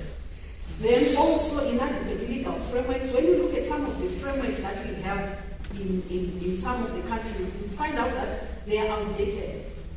I can give an example, like we had the Sendai framework from 2005 to 20, sorry, the Yogo framework for action from 2005 to 2015. After 2015, we have the Sendai framework up to 2030. But now you would find out that some nations are still using the policies, the 2005 policies, the 2001 policies, which are not even in sync with the new frameworks. Then also the inability to properly document. We talked about data sharing, information sharing, and when you look at it at regional level and national level, you would find out that there is inability to properly document and also share data that is required. And also sometimes when we have the data, even to package it so that the communities can understand is very difficult. I can give an example of what happened, I think, last month. Last month, we had the meteorological services in Zimbabwe predicted a cyclone threat. So they were trying to disseminate information to the community, and we have so many languages in the country. And the information was being disseminated in English, and they are saying there's a probability that, and we are talking to maybe to a child who is one, who is supposed to take action we are implementing that to a person who has never been to school. So it is very important to make sure that the information is packaged in a way that the end user can understand and also make appropriate action. And also when it comes to budgetary issues, you would find out that there is inadequate budgetary allocation. And when you look at this budgetary allocation, you would find out that sometimes, in most cases, we have a reactive approach. We put more resources towards disaster response and not mitigation and not preparedness. And even when you look at limited technical capacity, I think we all know that there is a serious brain drain, especially in Zimbabwe. People are leaving the country, and there is limited technical personnel to run various sections of the national disaster offices. Then also, when you look at these, I think I talked about it before, when you look at the Sendai framework, when you look at the Paris Agreement, and also the sustainable development, you will see that sometimes it's local level, we don't have the strategies, we don't have the policies that support the implementation of these frameworks. Then also, I think I talked about it during our session. Okay, it's fine. Well, I think we also talked about this before, that there's poor understanding of disaster risk reduction among the stakeholders. When you look at communities, in most communities, they are doing a lot of activities, and some of these activities, they are contributing to disaster risk reduction. But when you talk about it, it's like when you talk about disaster risk management, risk reduction, it's like we are talking about something which is new, yet the communities are doing some of these activities on a daily basis. And also the siloed approach, I think this has been explained a lot, that we are in different sectors, we have a common goal, but we have a siloed approach. Then also slow implementation of the strategies and policies, and also key is the limited research and development. Then lastly, so what are the recommendations? I talked about the community involvement. It is very important to have to involve the community. One, they understand their situation better than even the policy makers. So it is very important to make sure that their voices are also heard, they are represented when we are crafting these policies. Let me give you a very simple example. After Cyclone Dineo in 2017, and even after Cyclone Idai in 2019, the government tried to build, we are saying build back better. Some families, they lost their houses. So when the government was trying to assist the communities, they built very nice houses with a solar system, water system. Then the people were relocated so that they can occupy these better houses.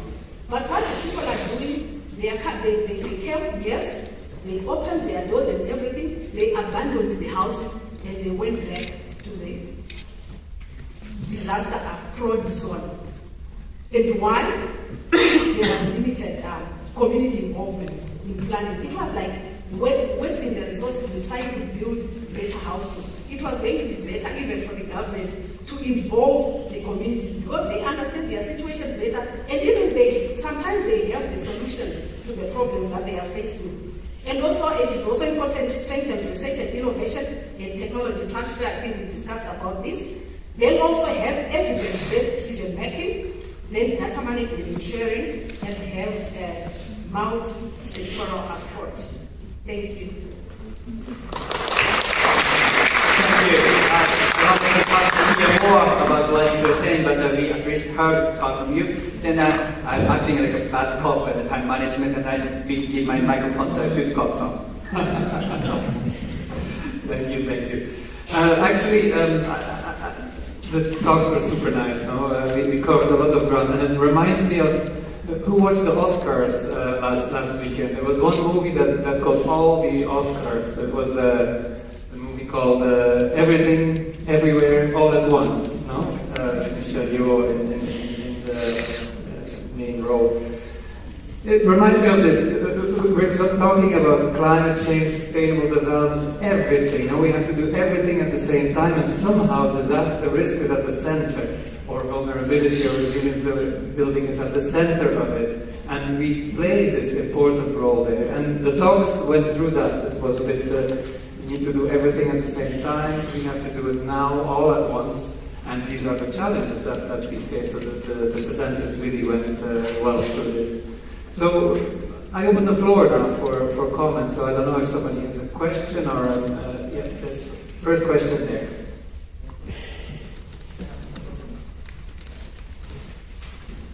Yeah, please tell your name and organization. Thank you very much, great presentation for speakers. My name is Bill Kayano from WHO Center for Health Group in Korea, Japan. Research center of the WHO headquarters, working for the health emergency, disaster risk management. I've been impressed by the all the speakers. So I want to have one question. We, WHO, have been organizing the initiative to promote or improve the scientific evidence, working together with the global researchers, what is called WHO Global Research Network for Health Emergency Disaster Management. We are aiming to find or provide very concrete scientific evidence to address the different types of the questions for the policy program to improve our disaster action. We always talk about the multi-sector approach. We always talk about the policy program, the translation of the research into policy program. But we have observed very slow progress of actual implementation of the research translation into policy program, actually. This is my impression. To change the situation, I have one question. How can we have a kind of a very effective collaboration among the different sectors of researchers? For example, when we have a question by the government, the very specific question to solve some very specific challenge for the program policy, how to mitigate the impact of the flood in this situation. So how we find the answer? Who knows? Who doesn't know? We have already known it's not unknown. Or what works, what doesn't work. We have always imaginations. So this time, how to answer those very specific questions? How do we collaborate with each other? That is my question. Good. We don't have the speakers on the stage now, but perhaps somebody wants to... Yeah, you can speak from the floor also. You can speak from the floor if you want.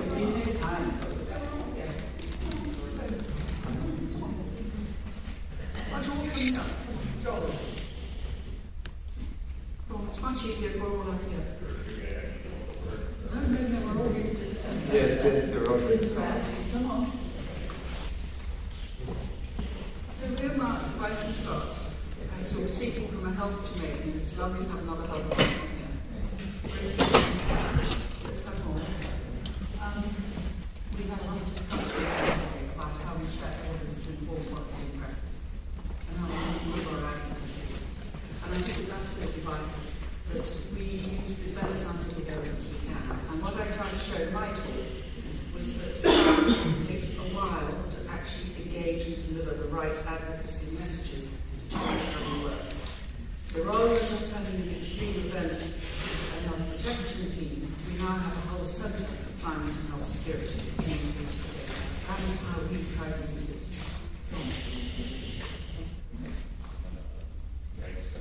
I guess mine is probably a little less relevant, but I think one of the things that we do is we go in and we have four pilot communities that we engage with to find out what's important to them, what they need in the models, so that they can actually use them. And so we never go in and say the Calvary's here, we're ready to help. We basically do about a 100-page study of what they've done to date, present it to them and say, this is how we understand where you're at. Let us know where we're wrong, and then from there, we then work with them to set up a model to see, and so it's a two-way street. And so basically, how can we help them with their policies, but at a local level, because we don't both events and recovery are local. I want to have one suggestion. I think it's better to create a platform where they come together so that we have a common understanding from the start. And perhaps GADRI is one of those platforms. No? Virginia, you're always here. The health community is very welcome to participate more in the GADRI conversations. And I think it's not the only one. There's also other climate and health platforms being created. It's really something that's coming up. So I think there will be more and more interchange, and that's very necessary, of course. Charlie, you have there's already somebody with a microphone in the hand, and then we go to Charlie. I have a question for Dr. Vanderland. Thank you so much for sharing the wonderful tool for digital twin resilience for digital twins for community resilience. So this will allow stakeholders to run whatever studies to figure out the impact of climate change to the community, and maybe do some experimental things on climate change adaptation to see whether it works. So I want to ask you, if I want to use the InCore tool for my community, what data? Do I need to collect the data myself? Is it the data open to us? And what type of data we need to collect? Thank you. So yeah, that's a great question. We get asked that all the time.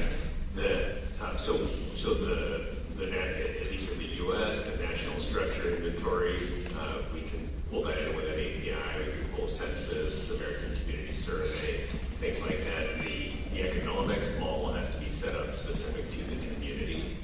So that's the complex part. There's simpler ways to do it, but if you want the true projection, and then the dependency relationships have to be put in. So there is some modeling. I mean, it's for us, it's usually like a team of 4. But the truth is, we can set up a basic model that takes it through population dislocation, basic economy, in 2 weeks for most communities. And size is not that relevant as long as it's not Manhattan or Tokyo.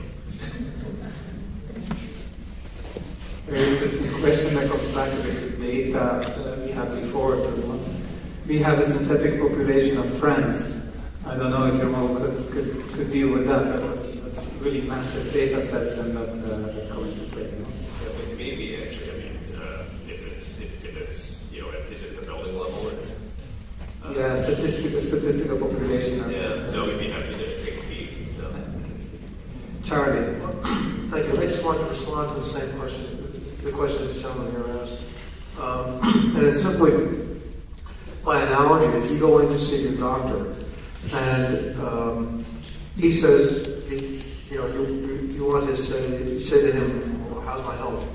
And he looks at you and he says, well, you're 60 years old, not you. You're 60 years old and a little overweight and you smoke. So the statistics are that you have 10 more years to live. Well, you wouldn't be satisfied with that. You'd say, well, doc, don't you want to take my blood test? Don't you want to measure my blood pressure? Listen to my heart and do other things. In other words, don't you want specific, detailed scientific data on me rather than a broad spectrum? And where we were decades ago was the broad spectrum. And and John and his coworkers at Colorado State and InCore are walking towards, and many other people in this room are walking towards that detailed diagnosis of the communities or an organization, an enterprise, a company, a neighborhood, their problems. And the progress that's been made from, say, 20 years ago when we had ASIS to what InCore does now is actually qualitatively not much. It's really very much similar, but yet quantitatively it's generations ahead. It's a generation ahead or more. The process is similar, but the details, the data, the methodology, the visualization is tremendous. But one of the big steps, and they're working on it, and other people are too, is to facilitate all of that results into something that's digestible for the mayor or the community decision maker, the village chief or whatever. And that is still a tremendous challenge. We hear time and again, you give me too much data. I just want the answer. So figuring out how to package the answer is still a tremendous challenge. So that's my thoughts on it. Any reflections from the speakers? I can concur. I mean, Charles, and we get that from communities in the U.S. But the communities have very different capacities, and so sometimes a community like a county in Northern California has the capacity to actually bring somebody in and engage with us, whereas a small Midwest town that's perhaps prone to tornadoes or flooding, they have paper copies, so that's they're not digitized, and so which is a huge challenge, obviously. So yeah, it's definitely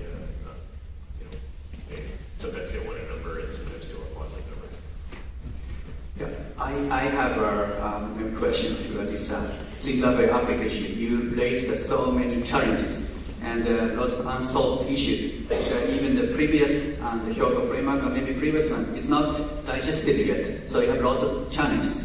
Then yesterday, I talked about a little bit about the maybe there should be a phased approach. Not all the SDGs Sendai to do for the countries at once. Maybe some issue, the country maybe based recipe, maybe for the other should be maybe thought about, rather than doing everything at the same level from all the countries.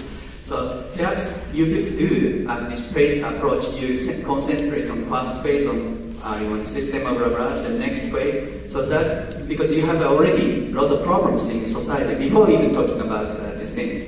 So did you have any comment, or other speakers have comment on this maybe specific country ready recipe to tackle these challenges? You could speak more on this. Thank you very much for the question. Yes, we cannot say that we have a lot of challenges, but we are saying we're trying to have this, to bring these together, the Paris Agreement, the Sustainable Development Goals, then we have Sendai framework when the climate is changing. So I think we are just lagging behind. It's not a lot of problems per se, but we are just lagging behind. I think just need to tweak or something simple, because a lot of activities are happening, even at community level, at national level, in trying to implement this entire framework. If I can give an example, like now we are doing community awareness.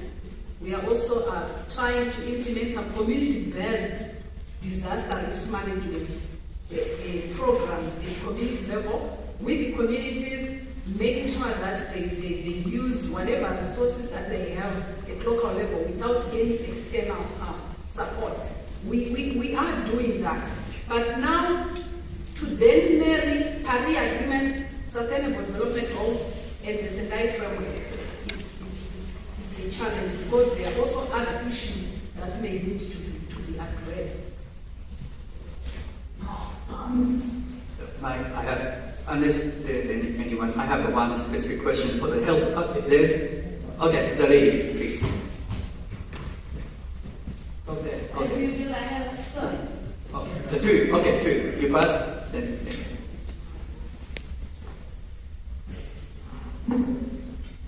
As usual, I have to share something. As a community science center, we have to give solutions to the local problems. And you mentioned about the problems of heat wave in UK for people.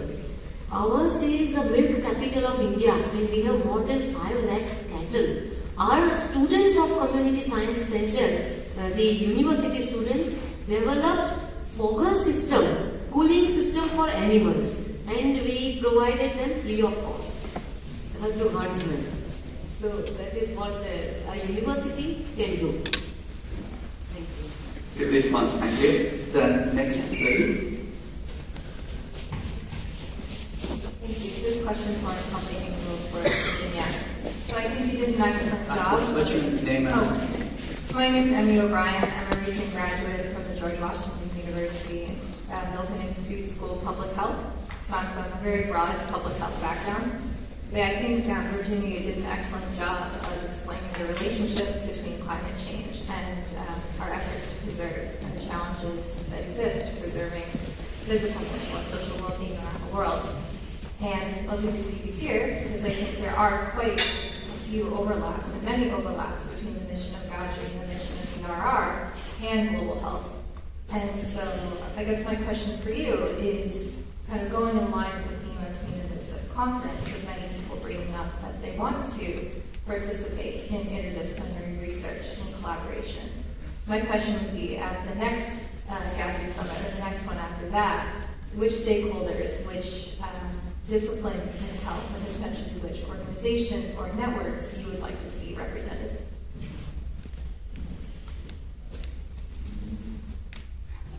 Emerald, what a lovely question. And it's wonderful to have you here. Happy birthday.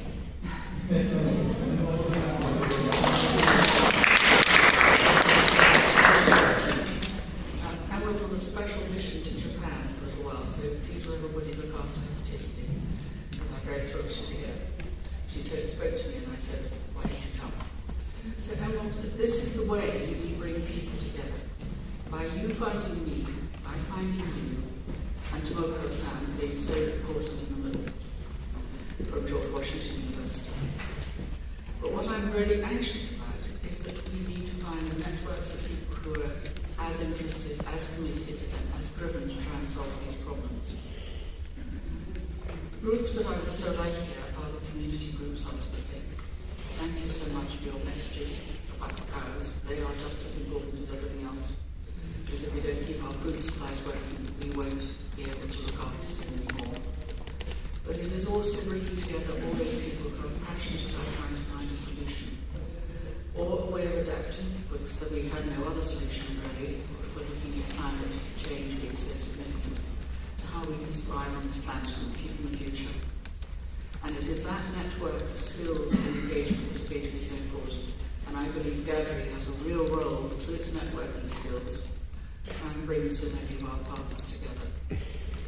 What is the most wonderful thing about it is that we have this magic moment now, as IPC says, to try and do so much of that networking. And it's really bringing these groups together that will make the difference.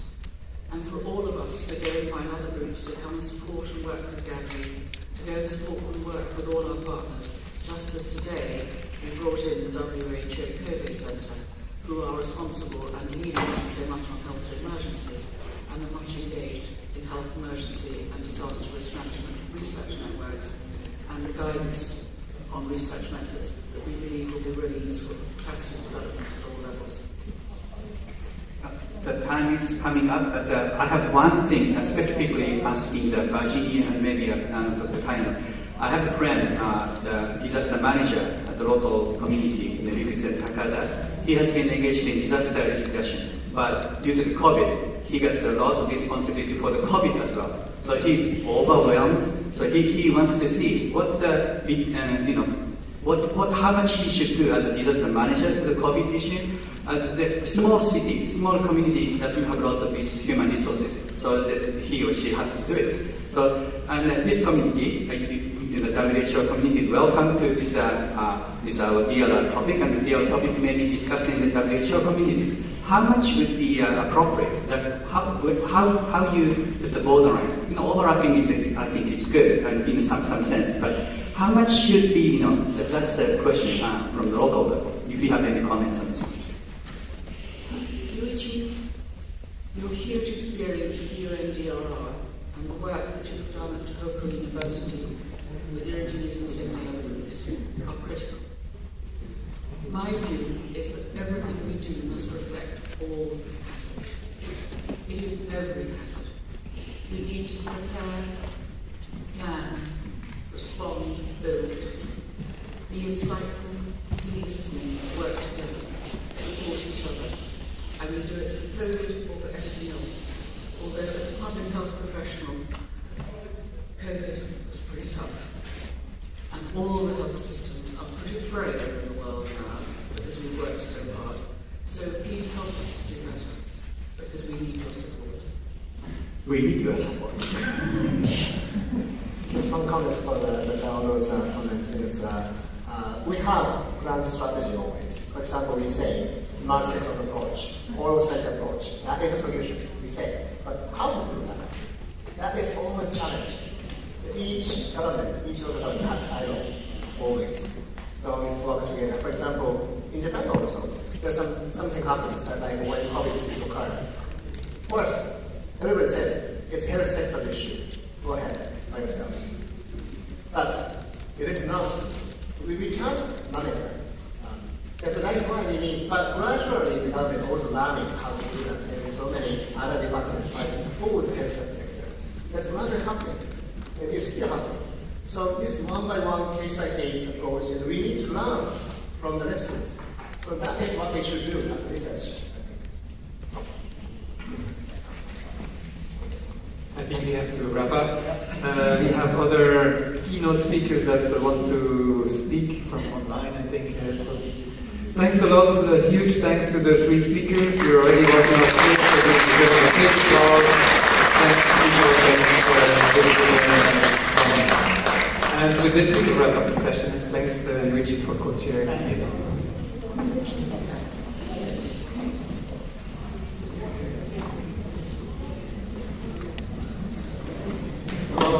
Thank you very much for Jefferson. So now we would like to move successfully on to the top part of session 3, which will be held on. The session focused on the systemic risks and creating future challenges. The chairperson for today's session is Dr. Charles Colson, Professor Emeritus at the University of California, Berkeley, USA, and Ms. Mitsuko Yamazaki Honda, Deputy Director General in IIT Japan. Thank you, and thank you very much for reading the Professor Owen Ring. I'm pleased to introduce him, and he is a world's well-known researcher by his famous book titled Risk Governance. He previously served as a scientific director at the International Institute for Advanced Sustainability Studies, IASS, and professor for environmental sociology and technology assessment at the University of Stuttgart. He received a number of honors and distinct awards, with a recent award from the Order to Merit from the State of Baden-Württemberg for special achievements in scientific policy advice. Thank you very much, Professor Audrey Wren. Sorry, I'm getting nervous because of the very things that Professor, and the floor is yours. Yeah, thank you very much for this very kind introduction. I'm very happy to give this lecture this morning in our time, afternoon your time. I'm sorry that I cannot be there physically, but I hope even with the remote way of giving this lecture, you will be able to understand my insights that I would like to share with you, and also very happy to answer all the questions that you might have. Let me first make sure that you see that my presentation, hopefully, can you see that? Yes. So the topic is, for me, the new challenge of polycrisis, and I think that's something that we experience right now. But we're looking for resilient and inclusive strategies. For this, the systemic perspective is specifically crucial. And why is it crucial? Because we're looking into multiple crises that happen at the same time. So we see, for example, that we see the climate crisis coming up. At the same time, we have war in Europe. We have a crisis in energy supply. We have a crisis supply of goods that go through the whole value chain of the world. We see that we have a lot of increase in natural hazards. So all these things happen at the same time. So we have a potential loss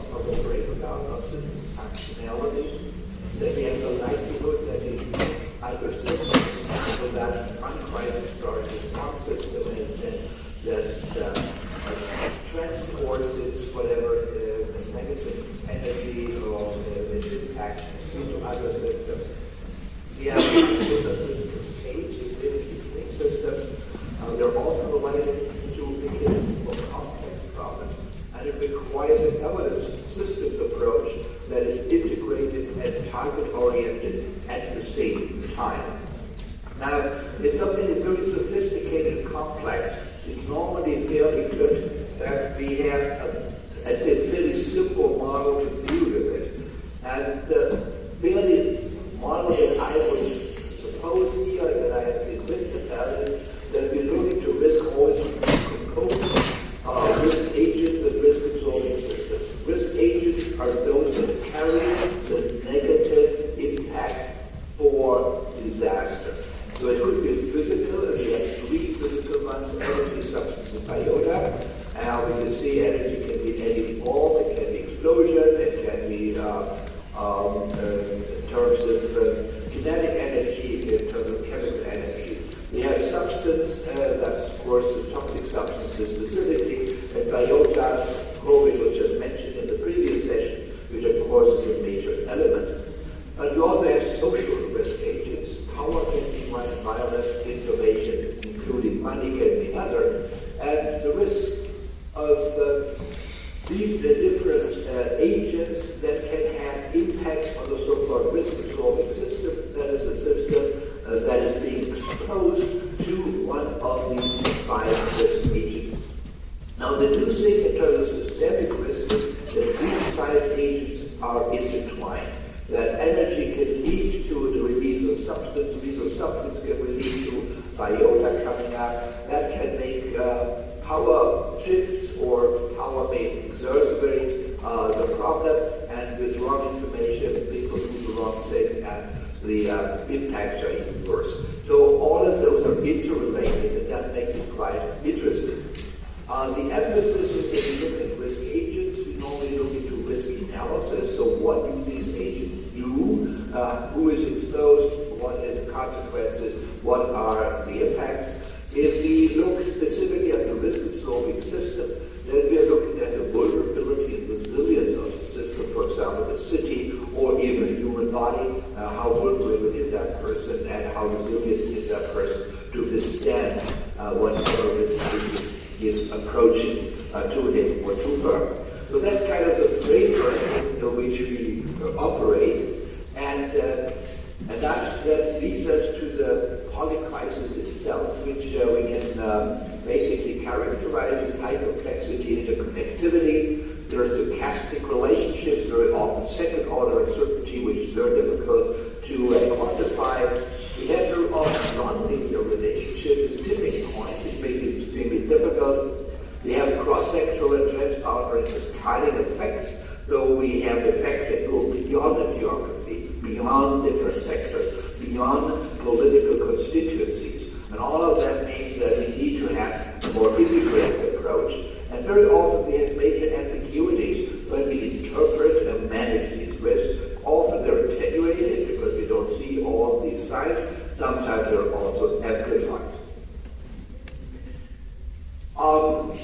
What are the challenges for managing or governing this multiple risk or this systemic risk that I've already mentioned? The quantification is difficult. We have very complex cause-effect assessments. It makes it very often difficult to be well prepared. There's an endless list of black swans. Everything is connected with everything. Small things can have very major impacts in terms of outcomes. And that means that these unknown events, there's a probability of unoverability that something bad happens. And that makes it very difficult to do good risk assessment because we don't know all the black swans. There's always a plurality of knowledge claims and assessment. There's not just one, and we can see that there's sometimes conflict even between scientists or between scientists and policymakers. And it's very difficult to communicate about them because very often we have counterintuitive implications.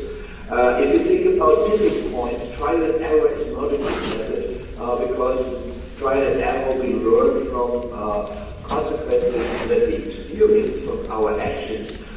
if you have a tipping point, the experience is always positive until we reach the tipping point, and then it's too late. So we need to anticipate something rather than to learn or experience something. And there's a bad record for risk reduction worldwide. I think that was also one of the messages of the last session. What are examples of these kinds of big systemic risks? First, we have the intensity of human intervention in the natural environment. Climate, biodiversity, pollution are main aspects here. There are the interconnectivity of technology, cybersecurity, energy blackouts, and others. The one that I think you are most familiar with is interaction between natural habitats and human habitats. The earthquake floods impacts very much on building structures. Of course, Fukushima comes into mind, but many others too. And then something that's not forgotten, the social side effects of modernization, globalization, pandemics, social activity, populism, war, dispersing government could also be systemic risks. So those are more related to power and information, but they very often have manifestations in terms of energy, in terms of substance, and in terms of biology. Now, these are some of the main examples of what are meant when we talk about systemic risk in the geopolitical crisis. So what are the requirements for risk and crisis governance? There are some principal strategies that are quite important. The first one is that if you have millions of black swans, very often you don't have good probability assessments about the risk agents and its impact. So it is better to focus on resilience. That means overcoming vulnerabilities of the risk-absorbing system. That's true for natural hazards, so we very often don't know when they're happening. We have to make sure that the structures that we use are basically capable of withholding or withstanding, let us say, our numerous natural hazards. We just see in Turkey that has not been the case, and that power and information was one of the big risk agents that made these cities much more vulnerable than they needed to be. We can do reverse stress tests, starting with vulnerabilities and assess potential stressors to see are we fit for this. So the stress test is normally a very good idea to do that. A third thing is a black swan scenario. And what we need to do is to construct a set of diverse black swan scenarios, so very unlikely scenario where we can test the robustness of our risk-absorbing system. And we will not probably forecast or predict the black swan that will happen. But if our system works well with 3 or 4 black swan scenarios, we can be pretty confident that it will also work for us. And last thing, which I think is important, we just don't know all these systemic risks, so systematic risks from science. We also need stakeholders with their experiential knowledge, and we should include stakeholders to get regional knowledge and to be aware of local concerns.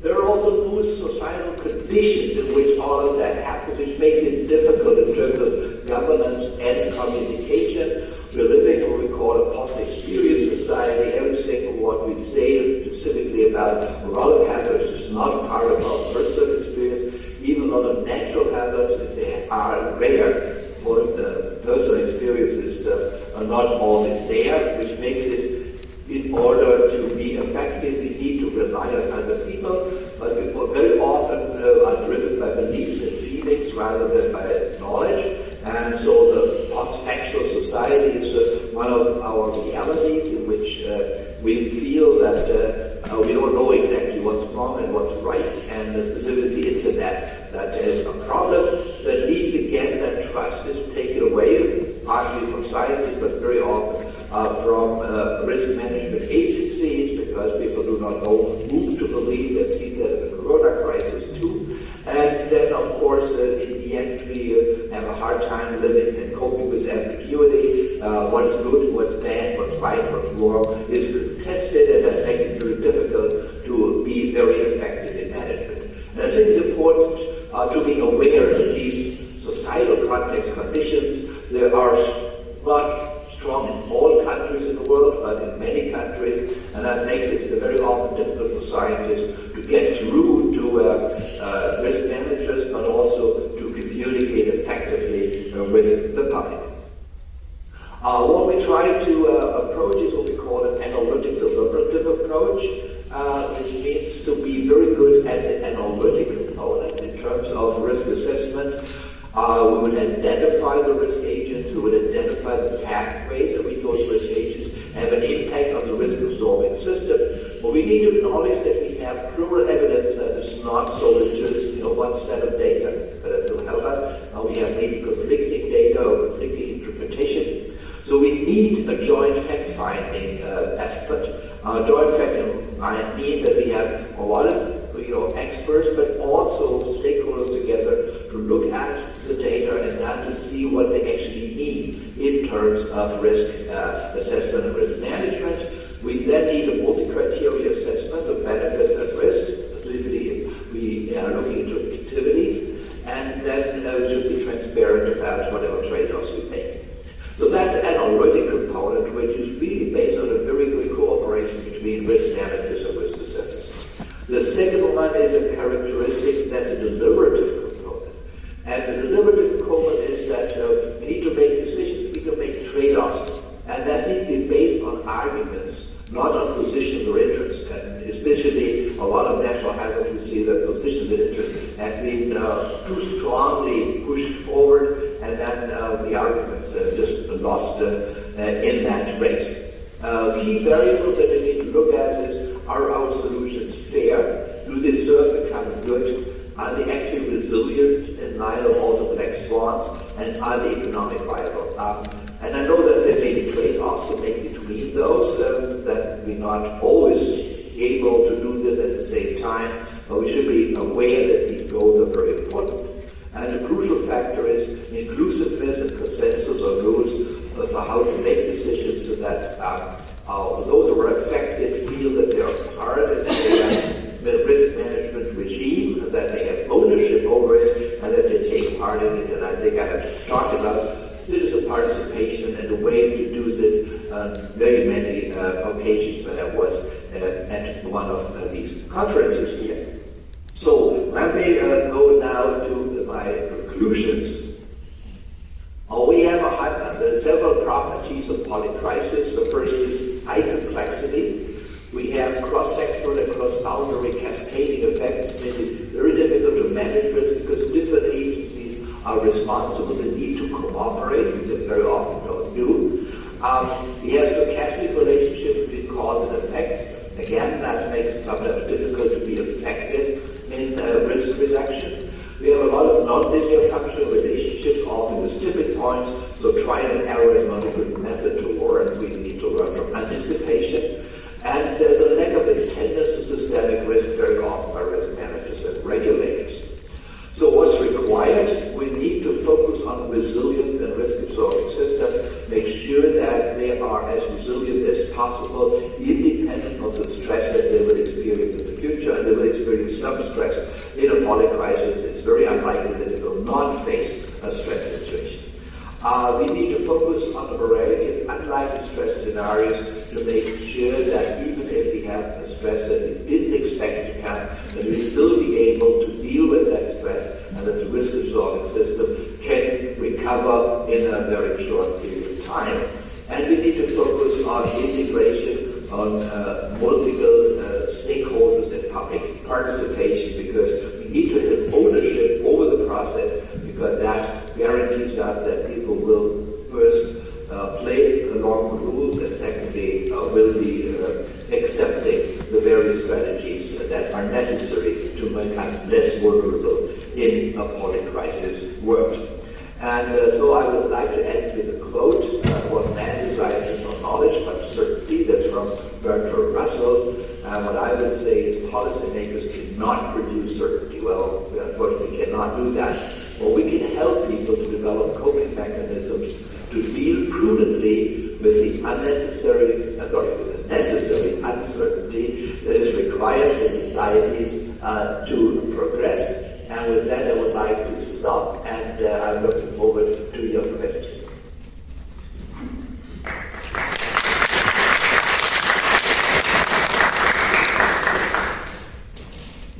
Hello. Yes, Professor Run, thank you very much for a really comprehensive overview of the the entire polycrisis situation. And I was fascinated in listening to it because you laid out the structure within which most of us operate. So it was very fascinating and interesting. I might differ with Bertrand Russell's quotation in that not all people want certainty. Certainly gamblers are more excited by lack of certainty at times. Let's open it up. Are there any comments, questions, responses from the audience? By the way, you received an astounding ovation. I'm not sure you heard that. I agree with that.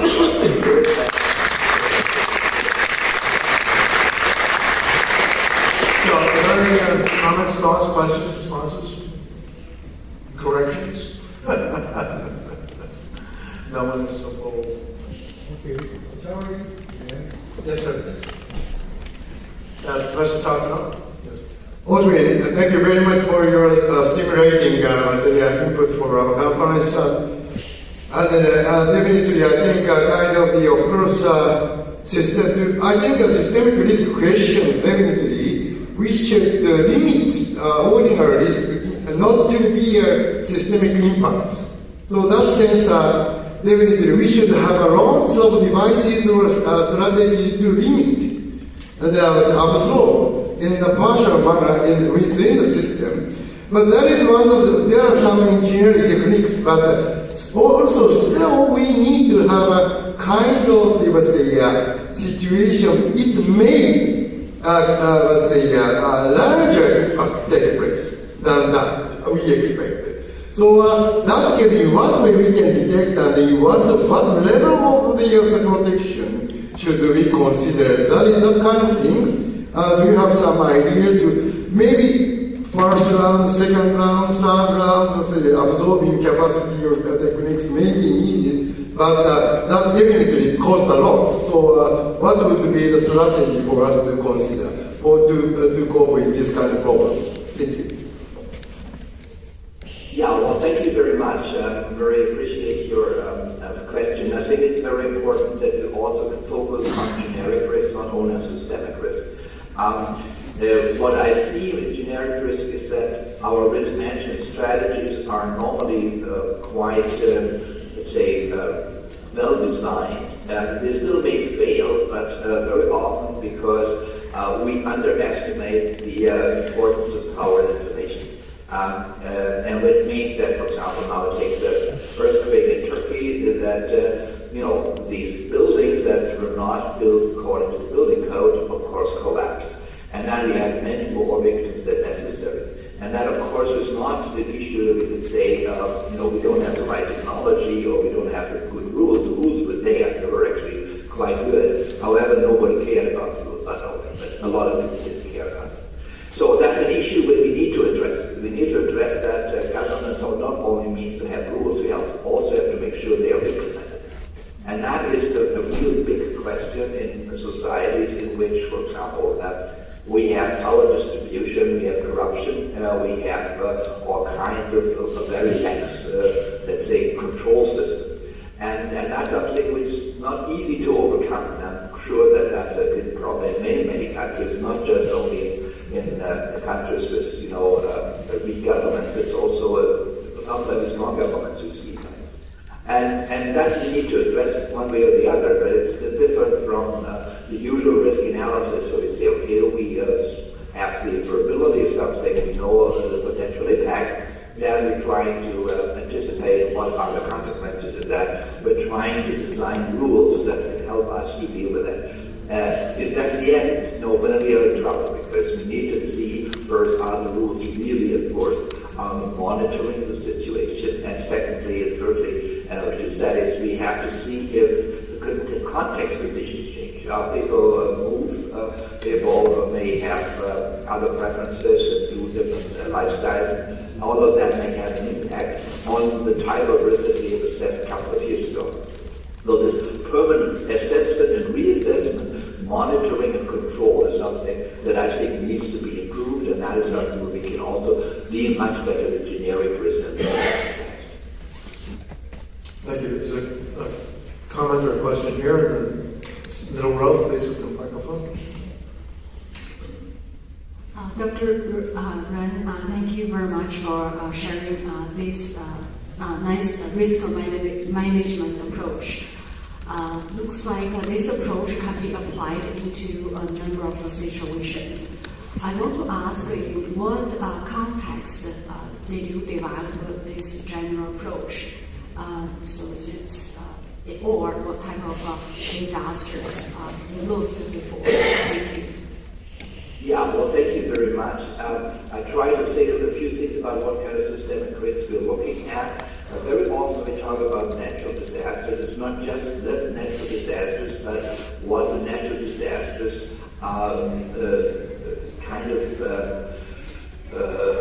or what the effect of natural disasters is on other types of risks. So I talked about Fukushima, in which you can say that a natural disaster that has impacts on industrial facilities and then on nuclear power installations. We have floods that release toxic chemicals or release infectious diseases. We can see that, if you look at COVID, which I think was the main topic of the last session, that it has not only health impacts, it has impacts on education, it impacts on businesses who went bankrupt, we had impacts on violence at home. So we see that suddenly it's not just one risk we're looking at, but a whole conundrum of different risks interacting. And I think that's one thing what I'm very much interested in, because very often the secondary and tertiary risk may turn out to be more dramatic than the original risk. One example is the mad cow disease, which basically didn't really kill a lot of people inside of around 168 in Europe, but it had major repercussions on political risk, on trust in governments, on institutions. So there was very clearly that the risk agents became power and information as the main elements of this event that kind of propagated through the system. And that's, I think, what is quite interesting if you look in those combinations, either things that happen at the same time or things that happen sequentially and but are related to each other. Thank you. In the interest of time, I'm afraid we're going to have to close. But let me close by saying that I very much appreciated your fundamental point, one of your fundamental points, which was that because of the multiplicity of black swans, there are limitations to the forward-branching and analytical method. And we must, and an alternative and a very wise approach is to examine your vulnerabilities and try to reduce those vulnerabilities, which I think is captured in the old saying, which is plan for the best but prepare for the worst. And I think those are words of wisdom to live by. Thank you so much. Yeah, you're very welcome and have a very good day.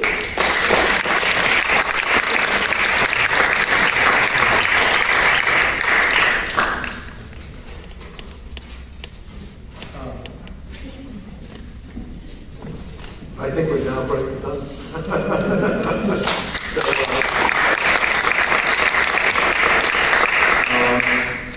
I think we're now moving to breakout session. Yeah, thank you very much. So let me make the announcement for the following sessions. We will have more time for poster presentation at the hybrid space from now to 4 p.m. After that, we'll have the networking session at the same place, the second floor in this building. And until 5 p.m. And after then, we are going to split into rooms again for group panel discussions. Here you see on the screen. So some part of the indication of the room number on this program booklet is wrong. Sorry about that. This room number is correct. And also the program time is also correct.